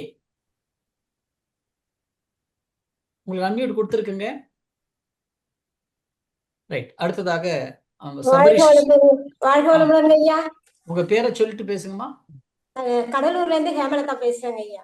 அம்மாட்ட பேசலாம். வாழ்க வளமுடன் அம்மா. அம்மா வாழ்க வளமுடன், சொல்லுங்கம்மா. மிகவும் அருமையா இருந்துச்சுமா. நீங்க சொன்ன மாதிரி பந்தை கால் நாடுறது இதெல்லாம் என்னன்னு தெரியாமயே நடந்துகிட்டு இருந்த ஒரு விஷயம் இன்னைக்கு ரொம்ப அருமையா விளங்கிடுச்சு. ரொம்ப வாழ்க ரொம்ப நன்றி. வளமுடன் அம்மா. அதே போல ஓகேம்மா. பாத்தீங்கன்னா, நம்ம அருள் தந்தை சொன்ன வார்த்தை பாருங்க, அந்த அம்மா தன்னோட மனைவிக்கு வணங்கி மகிழ்கிறோம் அப்படின்னு சொன்னப்ப, இன்னொருத்தர் சொல்லும் போது அந்த ஒரு சிறு புன்னகையில சரி வாழ்த்தி அப்படின்னு மாத்தினாரு பாருங்க. அப்ப அப்படி இருக்கு அந்த வார்த்தை கேட்கும் போது, ஐயா எப்படி எல்லாத்துலயும் இறைநிலைய பார்த்திருந்தா இப்படி ஒரு செயல்களை செஞ்சிருக்க முடியும்னு நினைக்கும் போது ரொம்ப பிரமிப்பா இருக்கு. நமக்கெல்லாம் ஒரு அற்புதமான குரு கிடைச்சிருக்காங்க. அவங்க மூலியமா உங்களை போல அருமையான ஆசிரியர்கள் படுவ அறிவுரைகளை தினம் தினம் கேட்கும் போது மனசுக்கு ரொம்ப இனிமையா இருக்குமா. வாழ்க நன்றி. வாழ்க வளமுடன்மா. வாழ்க நன்றிகள் ஐயா. நன்றி நன்றி. வாழ்க வளமுடன், வாழ்க வளமுடன். அடுத்ததாக சபரிஷ் சுந்தர வடிவேல், வாழ்க வளமுடன். அம்மா கிட்ட பேசலாம்ப்பா. வாழ்க வளமுடன். சபரிஷ், உனக்கு அன்மியூட் கொடுத்துருக்குப்பா. ஐயா நன்றிங்க ஐயா, ரொம்ப நன்றிங்க ஐயா. நன்றி அம்மா. வணக்கம் அம்மா, வாழ்க வளமுடன். வாழ்க வளமுடன் ஐயா, எப்படி இருக்கீங்க? அம்மா நல்லா இருக்கேங்கம்மா, நல்லா இருக்கேங்கம்மா. ஆமா, ரொம்ப சிறப்புமா. நீங்க சொன்னது வந்து எவ்வளவு உண்மைங்கிறது. இந்த கல்யாணத்துல நிறைய செலவு பண்ணிடுறோம், அப்புறம் ரொம்ப கஷ்டப்படுறோம். அதுக்கப்புறம் நான் வந்து எங்க கல்யாணமே அப்படிதாம்மா. அதாவது இந்த நீங்க சொன்னதுக்கு அப்புறம் தான் அந்த ஏற்பது இகழ்ச்சி நம்ம யார்கிட்டயுமே எதிர்பார்க்காம முடிஞ்சா சொசைட்டி ஹெல்ப் பண்ணி சைலண்டா வந்துடணுங்கிறது இப்பதான் உணர்ந்தோம். நாங்க கல்யாணத்துல கூட சரிங்க மாமியார் மாமனார் அது பண்றாங்க, இது பண்றாங்க, தாம் தூம்லாம் செலவு பண்ணிட்டாங்க. ஆனா அதுக்கப்புறம் நிறைய சிக்கல் வந்ததுமா. எங்க அப்பா இவ்வளவு பண்ணாருலங்கிற கேள்வி வந்து கழுத்தை பிடிச்சி கேட்டாங்க. எங்க வீட்டுல மனைவி கேட்டாங்க. கண்டிப்பா கண்டிப்பா கண்டிப்பா. அப்புறம் அதுக்கப்புறம் கொஞ்சம் இது பண்ணி அப்புறம் சாந்தமானோம். பட் ஆனா என்னன்னா அது ரொம்ப சிக்கலா இருக்குமா. அது நம்ம வந்து அப்பதான் யோசிக்கிறேன். அது கல்யாணம் எல்லாம் முடிச்சதுக்கு அப்புறம் தான் நம்ம நல்லா கூப்பிட்டுருக்கவே கூடாது. ஏன்னா அவங்க எல்லாருமே ரொம்ப எதிர்பார்ப்பு அதிகங்கிறத உணர்ந்துட்டேன். என் அளவுல முடிஞ்ச அளவுக்கு இது பண்றேன். அம்மா எனக்கு என்னன்னா இப்போ எனக்கு என்னன்னா இப்போ இந்த க்ளோஸ் சொந்தக்காரங்க வந்து என்னன்னா இப்போ எங்க சைடு கோயம்புத்தூர் சைடு பாத்தீங்கன்னா கூட இப்ப அவங்க தஞ்சாவூர்லாம் இருந்ததுன்னா இதுக்கு அள்ளி போட வேணாமா, மாப்பிள்ளை ஓவர்சீஸ்ல வேலை செய்யறாரு, ஆனா ரொம்ப ஏத்தி விடுறாங்கம்மா. அதுதான் என்ன பண்ணாலும் ஒரு ஏசி பஸ்ல அது மாதிரி ரொம்ப சொல்றாங்களே. அதுதான் அது எப்படிமா நோன்னு சொல்ல முடியாது. இல்லைங்கய்யா, நம்ம தாங்க மாத்தணும். அது கிள்ளி போடுறீங்க, அள்ளி போடுங்கன்னு சொல்லுவாங்க. அள்ளி போட்டு பெண்ணை பெற்றவர்கள் கையில காசு இல்லைன்னு வச்சுக்கோங்க, இருந்தா ஓகே. நீங்க சொன்ன மாதிரி நாளைக்கு ஒரு கேள்வி வருது, எங்க அப்பா இதெல்லாம் பண்ணாங்க, சண்டைகள் அது வரும். அந்த சண்டையே பெரிய சண்டையாக மாறும். சில வீட்டுல டிவோர்ஸ் வரைக்கும் போயிருக்கு. அப்போ மாற்றம் வேணும்னு சொன்னா உங்க பிள்ளைகள் அதுல நீங்க மாத்துங்க. எங்க பேர பிள்ளைகள் நாங்க அதுல மாத்துறோம். எங்க 2 பிள்ளைக்கும் மேரேஜ் ஆகி போச்சு, நாங்க ஒண்ணும் பண்ண முடியாது. அப்ப நம்ம பேர பிள்ளைகளை நம்ம கொண்டு வந்து இந்த அளவுக்கு சிக்கனம், சிந்தனை, சீர்திருத்தம், சீரான திருத்தம் நாம தான் கொண்டு வரணும். போன காலமெல்லாம் போகட்டும்னு வர சாமிச்சு.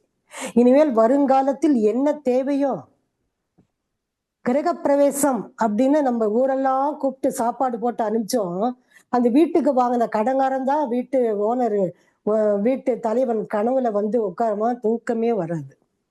எழுதி போடுங்க ஒரு பேப்பர்ல, என் வீடு மாறிவிட்டேன், இதான் அட்ரஸ், சர்வவசிய தன ஆகர்ஷண சங்கற்பம். ஒரு 10 பேரை கூப்பிட்டு நல்லா அந்த மந்திரத்தை ஜெபித்து அவங்க வரைக்கும் சாப்பாடு போட்டு அனுப்பலாம். நாம தாங்க குறைச்சிக்கணும் எல்லாமே. கிராண்டா பண்ணா அன்னைக்கு ஒரு நாள் கிராண்டா, ஒரு வாரம் பேசுவாங்க, நல்ல விருந்து, 20 வகையான விருந்து, நல்ல சாப்பாடுன்னுவாங்க. அப்புறம் எல்லாம் மறந்து போயிடும். யாருக்கு கடன்? பெண்ணை பெற்றவர்களுக்கோ அல்லது பிள்ளையை பெற்றவர்களுக்கோ. நிறைய வீட்டுல பெண்ணை பெற்றவர்கள் தான் திருமணம் பண்றாங்க. சில வீட்டுல 2 பேரா நான் ஆளுக்கு பாதி போடலான்னு சில வீட்டுல எங்க சடங்கு பெண்ணை பெற்றவர்கள் திருமணம் இல்லைங்க, மாப்பிள்ளை வீட்டுல தாங்க திருமணம்ன்றாங்க. அது யாரு செய்தாலும் கிராண்டா எந்த அளவுக்கு செய்யறோமோ, கையில காசு இருந்தா பரவாயில்ல, காசு இல்லைன்னா கஷ்டம். வீடை வித்துட்டு கடைசியில வாடகை வீட்டுல கூட இருக்க முடியாம. ஆக யாரு திருந்தணும்னா நம்ம குழந்தைகளுக்கு நம்ம சிக்கனத்தோட செய்வோம். சரிங்களா? சிக்கனம், சிந்தனை, செயல்படுத்தம். அதனால உங்க பிள்ளைகளுக்கு நீங்க ஆரம்பிங்க ஐயா. உங்க ஃப்ரெண்ட் எல்லாம் பார்ப்பாங்க, அவங்க அப்படியே ஆரம்பிப்பாங்க. இப்படி தாங்கய்யா மலரணும் சமுதாயத்தில். சரிங்கம்மா, ரொம்ப நன்றிம்மா. நன்றி. வாழ்க வளமுடன். நன்றிப்பா. நன்றிப்பா. வாழ்க வளமுடன். அடுத்ததாக கீதா அவர்கள். வாழ்க வளமுடன்மா. அம்மா கிட்ட பேசலாமா? வாழ்க வளமுடன் ஐயா. ரொம்ப நன்றி ஐயா. வாழ்க வளமுடன் அம்மா. அம்மா வாழ்க வளமுடன். உங்க வாய்ஸ், அத மாடுலேஷன் அதெல்லாம் கேட்டா ரொம்ப பெருமை இருக்குமா. ரொம்ப நல்லா இருந்துச்சு. இவ்வளவு டாபிக் சொன்னீங்க பாருங்க, அதெல்லாம் கஷ்டம். அதுக்கு தான் எல்லாரும் கல்யாணம் மட்டும் வந்துட்டோம் நாங்க, எல்லாம் கொஸ்டின் ஆன்சர்ஸ். வேற இதெல்லாம் ரொம்ப நல்லா இருந்துச்சுமா. இப்போ வேதாத்ரி மகர்ஷி ஒருத்தரே அவர் சொல்லிருக்கிறாங்க பாருங்க, கல்யாணம் சிம்பிளா பண்ணி பிளெஸிங்ஸ் கொடுங்க, அப்புறமா அவருக்கு அந்த காசு செலவு எல்லாம் அவருக்கு யூஸ் ஆகும் இல்லையம்மா. அப்புறமா வைஃப் அப்ரிசியேஷன் டே பண்ணிருக்காங்க. இப்ப எல்லாம் எக்ஸ்ட்ரா என்ன டெடிபேர் டே, சாக்லேட் டே எல்லாம் பண்ணியும் என்ன யூஸ் இல்ல. ஆனா வைஃப் அப்ரிசியேஷன் டே அவர் ஒருத்தரே சொல்லி இருக்கிறாங்க பாருங்க. எவ்வளவு நல்ல பெருமை, எவ்வளவு ரெஸ்பெக்ட் கொடுப்பாங்க. அது இல்லாம இப்போ எல்லாம் ஏன் இப்படி டைவர்ஸ் இதெல்லாம் அதிகமா ஆகுதுன்னா, இதே சேம் ப்ராப்ளம். ரொம்ப செலவு எல்லாம் பண்ணிட்டு ப்ரீ ஷூட் எல்லாம் பண்றாங்கம்மா. அவரு யாருன்னு ஒரு இன்னும் புரிஞ்சுக்கவே இல்ல. அப்பவே போய் ப்ரீ ஷூட் அது இது எல்லாம் சேர்த்து நீங்க 3 டைம்ஸ் சாப்பாடு இல்ல, இது ரொம்ப எக்ஸ்டெண்ட் பண்ணி பாவம் அந்த கேர்ள்ஸ் சைடு ஆகட்டும், பாய்ஸ் சைடு ஆகட்டும் ரொம்ப எக்ஸ்பெண்டிச்சர் ஆகி அவருக்கு அந்த ஹாப்பினஸ் இல்லாம போனா இன்னும் டைவர்ஸ் ஆகாம இன்னும் என்ன ஆகுதுமா. சிம்பிளா கல்யாணம் பண்ணிட்டு வேதாத்ரி மகர்ஷி சொல்ல மாதிரி இதே போல அவரு நல்லா அந்த காசு யூஸ்ஃபுல்லா பண்ணா அது எவ்வளவு நல்லா இருக்கும் இல்லையாமா. ஆமா, ஒரு பேங்க்ல போடலாம், அதை வச்சு பிசினஸ் பண்ணலாம் அவங்க. அதனால அதெல்லாம் ஒருவேளை விருந்து போடுங்க போதுன்ட்டார் சுவாமிஜி. இந்த 3 வேலையெல்லாம் வேண்டாம். 9, 10, 7, 9 வாங்க, ஒரு வேளை டிஃபன் சாப்பிட்டு 10 சாப்பாடு சாப்பிட்டு நல்லா மனசார வாழ்த்தி ஒரு தலைவர் முன்ன வச்சு ஒரு 5 பேர் 10 பேர் வாழ்த்துறை நடத்தி அப்புறம் மேரேஜ் முடிங்கன்னு சொன்னாங்க. அப்படிதான் பண்ணோம். உலக சமுதாய சேவா சங்கத்தின் மூலமாக நாங்க ஒரு 5-6 கல்யாணம் பண்ணியிருக்கோம். இப்போ மேக்சிமம் அதெல்லாம் குறைஞ்சி போச்சு, ஏன்னு தெரியல. வாழ்க வளமுடன். ஓகேம்மா, ரொம்ப நன்றி அம்மா. வாழ்க வளமுடன். அடுத்ததாக ராதா அம்மா அவர்கள். வாழ்க வளமுடன். அம்மாட்ட பேசலாமா? வாழ்க வளமுடன் ஐயா. அம்மா வாழ்க வளமுடன்மா. அம்மா வாழ்க வளமுடன்மா. அம்மா உங்களுதும் சௌமித்திரன் ஐயாவதும் பழைய காலத்துல ஆனந்த விகடன்ல தொடர் வந்தா, குமுதம் ஆனந்த விகடன்ல வந்தா அடுத்த வாரம் எப்ப வருது அப்படின்னு எதிர்பார்த்து காத்துட்டு இருப்போம்மா. அந்த மாதிரி நீங்க தொடர் போட்டு நிறுத்திட்டீங்கம்மா. ரொம்ப மகிழ்ச்சி, அற்புதமா இருந்துச்சு எல்லாமே. எனக்கு ஒரு சந்தேகம், இந்த நுகத்தடி வைக்கிறாங்கல்லம்மா பொண்ணு மாப்பிள்ள மணமக்கள் தலையில நுகத்தடி, அது பாக்குறேன். ஆமா, அது கொஞ்சம் நீங்க பாத்துட்டு சொல்லுங்க. அது என்ன, எதனால கேக்குறேன்னா, கொஞ்சம் வருஷத்துக்கு முந்தி பெருசா வச்சாங்க, அப்புறம் கொஞ்சம் சின்னதாச்சு, அதுக்கப்புறம் இப்போ அப்பெல்லாம் ரொம்பவே சின்னதா வைக்கிறாங்க. அது தாத்பரியம் என்னன்னு எனக்கு தெரியல. அதனாலதான் சரி. அம்மா ஐயாக்கு தெரியுது, ஐயாக்கு தெரியுது. என்னம்மா அம்மா, அதாவது நுகத்தடி வச்சா தான் இப்ப மாட்டு வண்டியில நுகத்தடி இருந்தா தானே மாட்டு வண்டி போகும். அத 2 மாடும் பிரியாம ஒன்னா போனோம்னா நுகத்தடி இருந்தாதான் 2 மாடும் பிரியாம போகும். இல்லைன்னா ரைட்ல ஒண்ணு லெஃப்ட்ல ஒண்ணு போயிடும். ஆமா, 2 பிரியாம போகணும். அத பிரியாம ஒன்னா போனோம்னா நுகத்தடி இருந்தாதான் 2 மாடும் பிரியாம போகும். இல்லைன்னா ரைட்ல ஒண்ணு லெஃப்ட்ல ஒண்ணு போயிடும். அத மாதிரி அதுக்காக வச்சாங்களாயா? அத மாதிரி வந்து அந்த தாலி கட்டுறதுக்கு முன்னாடி பெண்ணோட தலையில வச்சு, இப்போ வந்து இந்த நுகத்தடியில இருந்து 2 மாடு வந்து எப்படி வந்து இணை பிரியாம போகுதோ, அது மாதிரி நீங்க வாழ்க்கையில 2 பேரும் கடைசி வரைக்கும் இணை பிரியாம இருக்கணும்னு சொல்ற தாத்பரியமா அது. ஓ, ஓகே ஓகேங்கய்யா. அதான் அது அப்படி அப்படி அப்படி அப்படி சின்னதா போய் சின்னதா இப்ப குச்சி மாதிரி கொண்டு வந்துட்டாங்க ஐயா. அதான் டீடைல்ஸ் என்ன அதான் இருக்கலாம்னு நினைச்சேன். அதுக்காக தான் அம்மா கேட்டேன். அம்மா பெரிய நுகத்தடி வச்சா மணப்பந்தல சுத்தி வர முடியாது. கல்யாண மேடையே பத்தாது. இல்லைங்கம்மா, அதுக்கும் ஒருவேளை காரணம் இருக்கலாம். பழைய காலத்துல கூட்டு குடும்பம் நிறைய பேர் இருந்தாங்க. அந்த ஒரு உதாரணத்தை தாத்பரியமா வச்சு கூட பெரிய நுகத்தடியா வச்சிருக்கலாம். இப்போ தனித்தனி குடும்பங்கிற மெத்தட் வந்துட்டதுனால ஒருவேளை அதுலயும் அந்த மாதிரி செய்ய ஆரம்பிச்சிருக்கலாம் அப்படிங்கிறது என்னோட கருத்து. இது ஒரு பாட்டு சொல்லுவாங்க, வண்டி ஓட சக்கரங்கள் 2 மட்டும் வேண்டும், அந்த 2ல் ஒன்று சிறியதென்றால் எந்த வண்டி ஓடும்.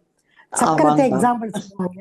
அப்ப நுகத்தடின்னும் போது 2 பேரும் அது ஒரே சார்ந்து ஒரு அததான் காதல் மனையாளும் காதலனும் மாறியின்றி தீதியில் இரு சொல் சொல்லவே முதுகலை எண்ணிரண்டும் ஒன்று மதியன் முகத்தால் நோக்குமால் கண்ணிரண்டும் ஒன்றனையே காண்.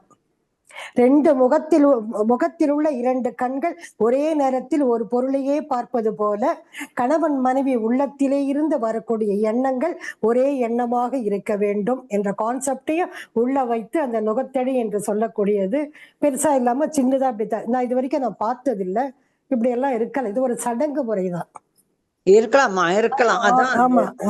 அப்ப என்ன சொல்ல வராங்கன்னா 2 பேர் உள்ளத்திலே இருந்து வரக்கூடிய எண்ணம் ஒரே எண்ணமா இருந்ததுன்னு சொன்னா அந்த வாழ்க்கையின் தரம் உயரும், வாழ்க்கை வளமாக இருக்கும் என்ற இந்த சடங்கெல்லாம் ஒரு காலத்தில். ஆனா இப்பெல்லாம் அது கொஞ்சம் கொஞ்சமா சிலதெல்லாம் நல்லதே எடுத்துக்கலாம், தேவையல்லாதது நம்ம விட்டுடணும். அரசாணைக்கால் இதெல்லாம் வந்து தெரியாத பண்ணிட்டு இருக்கோம். அதுதாங்கம்மா. அதான் கொஞ்சம் சில இதெல்லாம் தெரிஞ்சது. இப்ப ஐயா சொன்னதுக்கு அப்புறம் இப்படிதான் அப்படிங்கிறது அதுதான் காரணம். ஆமா. நன்றிங்கம்மா. வாழ்க வளமுடன். நன்றிமா. வாழ்க வளமுடன். வாழ்க வளம். அடுத்ததாக அமுதா அவர்கள். வாழ்க வளமுடன்மா. அம்மாட்ட பேசலாமா? அன்மியூட் கொடுத்துருக்கு உங்களுக்கு. வாழ்க வளமுடன்மா. நன்றி. வாழ்க வளமுடன் ஐயா. வாழ்க வளமுடன். வாழ்க வளமுடன்மா. நல்லா இருக்கு. என் பிள்ளைங்களுக்கு இனிமேல் தான் கல்யாணம் முடிக்கணும். நாங்களும் இது போல சிக்கனமா செய்யணும்னு ஆசீர்வாதம் பண்ணுங்கம்மா. ஒரே வேலை சாப்பாடு போடுங்கம்மா போதும். எங்களெல்லாம் கூப்பிடுப்பா, நாங்க எல்லாம் வரோம். ஒருவேளை சாப்பாடு எங்க இருந்தாலும் வரும், கவலைப்படாதீங்க. அந்த ஒருவேளை சாப்பாடும் சொன்ன மாதிரி ஐயர் சொல்ற மந்திரம் எல்லாம் நமக்கு புரியவே, சிலதெல்லாம் புரியாது, நிறையவே புரியாதுன்னு வச்சுக்கோங்க. ஆன்மீக தலைவர்கள் தான் சௌமித்திரன் ஐயா அது மாதிரி எல்லாம் கூப்பிட்டு, ஐயா நீங்க எல்லாம் வாங்க, நீங்க எல்லாம் வாழ்த்துறை சொல்லுங்க, என் பசங்க நல்லா இருக்கணும், அப்படியெல்லாம் நீங்க கொண்டு போனீங்கன்னா மீண்டும் வரும். சரிம்மா. 3 பிள்ளைங்க நீங்க ஜாம்தான் பண்ணுங்க. இந்த பெற்றோரை பிறந்தகத்தை பையனை படிக்க சொல்லுங்க. ஓகேம்மா. அப்ப என்னோட கேள்வி என்னன்னா, அந்த பந்து போட்டு ஆடுவாங்க பாத்தீங்களா, பந்து அப்பளம் ஒடிப்பாங்க. ஆமா. அதில் அப்பளம் ஒடிப்பாங்க, பந்து, இதெல்லாம் ஒரு விளையாட்டு தான். யார் ஜெயிக்கிறாங்க தோக்குறாங்க, பானைக்குள்ள மோதிரத்தை போட்டு 2 கைய உள்ள போய் யாருக்கு மோதிரம் கிடைக்குது. அப்புறம் வந்து ஒத்தையார் ரெட்டையார்னு விளையாடுவாங்க. நைட்டு சாப்பிட்டுட்டு கணவன் மனைவி உட்கார வச்சு, கணவனுக்கு சொந்த பந்தம் அப்படி மனைவிக்கு நாங்களாம் விளையாடி இருக்கோம். நானும் எங்க ஹஸ்பண்ட் எல்லாம் 77ல எனக்கு மேரேஜ். அப்போ அக்கம் பக்கம்லாம் வருவாங்க. அந்த இந்த புளியில கொட்டை இருக்கு இல்லையா, அதை எடுத்து வச்சு அப்படி பிடிச்சி அப்புறம் எண்ணுவோம் ஒத்தையா ரெட்டையான்னு. அது ஒரு என்ஜாய்மெண்டா இருக்கும். செலவில்லாத விளையாட்டு, எது ஒன்னாலும் வச்சுக்கலாம். பூ போடுறது, அப்பளம் உடைக்கிறது, அது மாதிரி. அது வந்து பாலும் பழமும் வந்து அந்த வயிறுக்கு ஒரு மாதிரி இருக்கணுங்கிறதுக்கு ரொம்ப நேரம் விரதம் இருக்காங்கன்னா பாலை கொடுத்து, பழத்தை கொடுத்து, பாலை கொடுத்து திருமண சடங்கை முடிக்கிறது. அதெல்லாம் செலவில்லாத சடங்கு வச்சுக்கலாம், தப்பு இல்லை. அந்த செலவுள்ள சடங்கெல்லாம் நம்ம வந்து காலி பண்ணிடுவோம். ஓகேமா. கண்டிப்பாம்மா. வாழ்க வாழ்க வளமுடன். ஓகேம்மா. நன்றிம்மா. வாழ்க வளமுடன். வாழ்க வளமுடன்மா. மிக்க நன்றிமா. சிறப்பானதொரு சிந்தனை விளக்கம். ஓகேங்கய்யா. வாழ்க வளமுடன். மிக்க நன்றி. உங்க குரலை கேட்ட உடனே எங்க வீட்டுக்கார சொன்ன சௌமித்திரன் ஐயா தான் வந்திருக்காங்க. ரொம்ப நன்றிமா. வாழ்க வளமுடன். மிக்க நன்றி. வாழ்க வளமுடன். நன்றி ஐயா. நம் கடமை அறவாழ்வின் நாட்டத்தே சிறக்க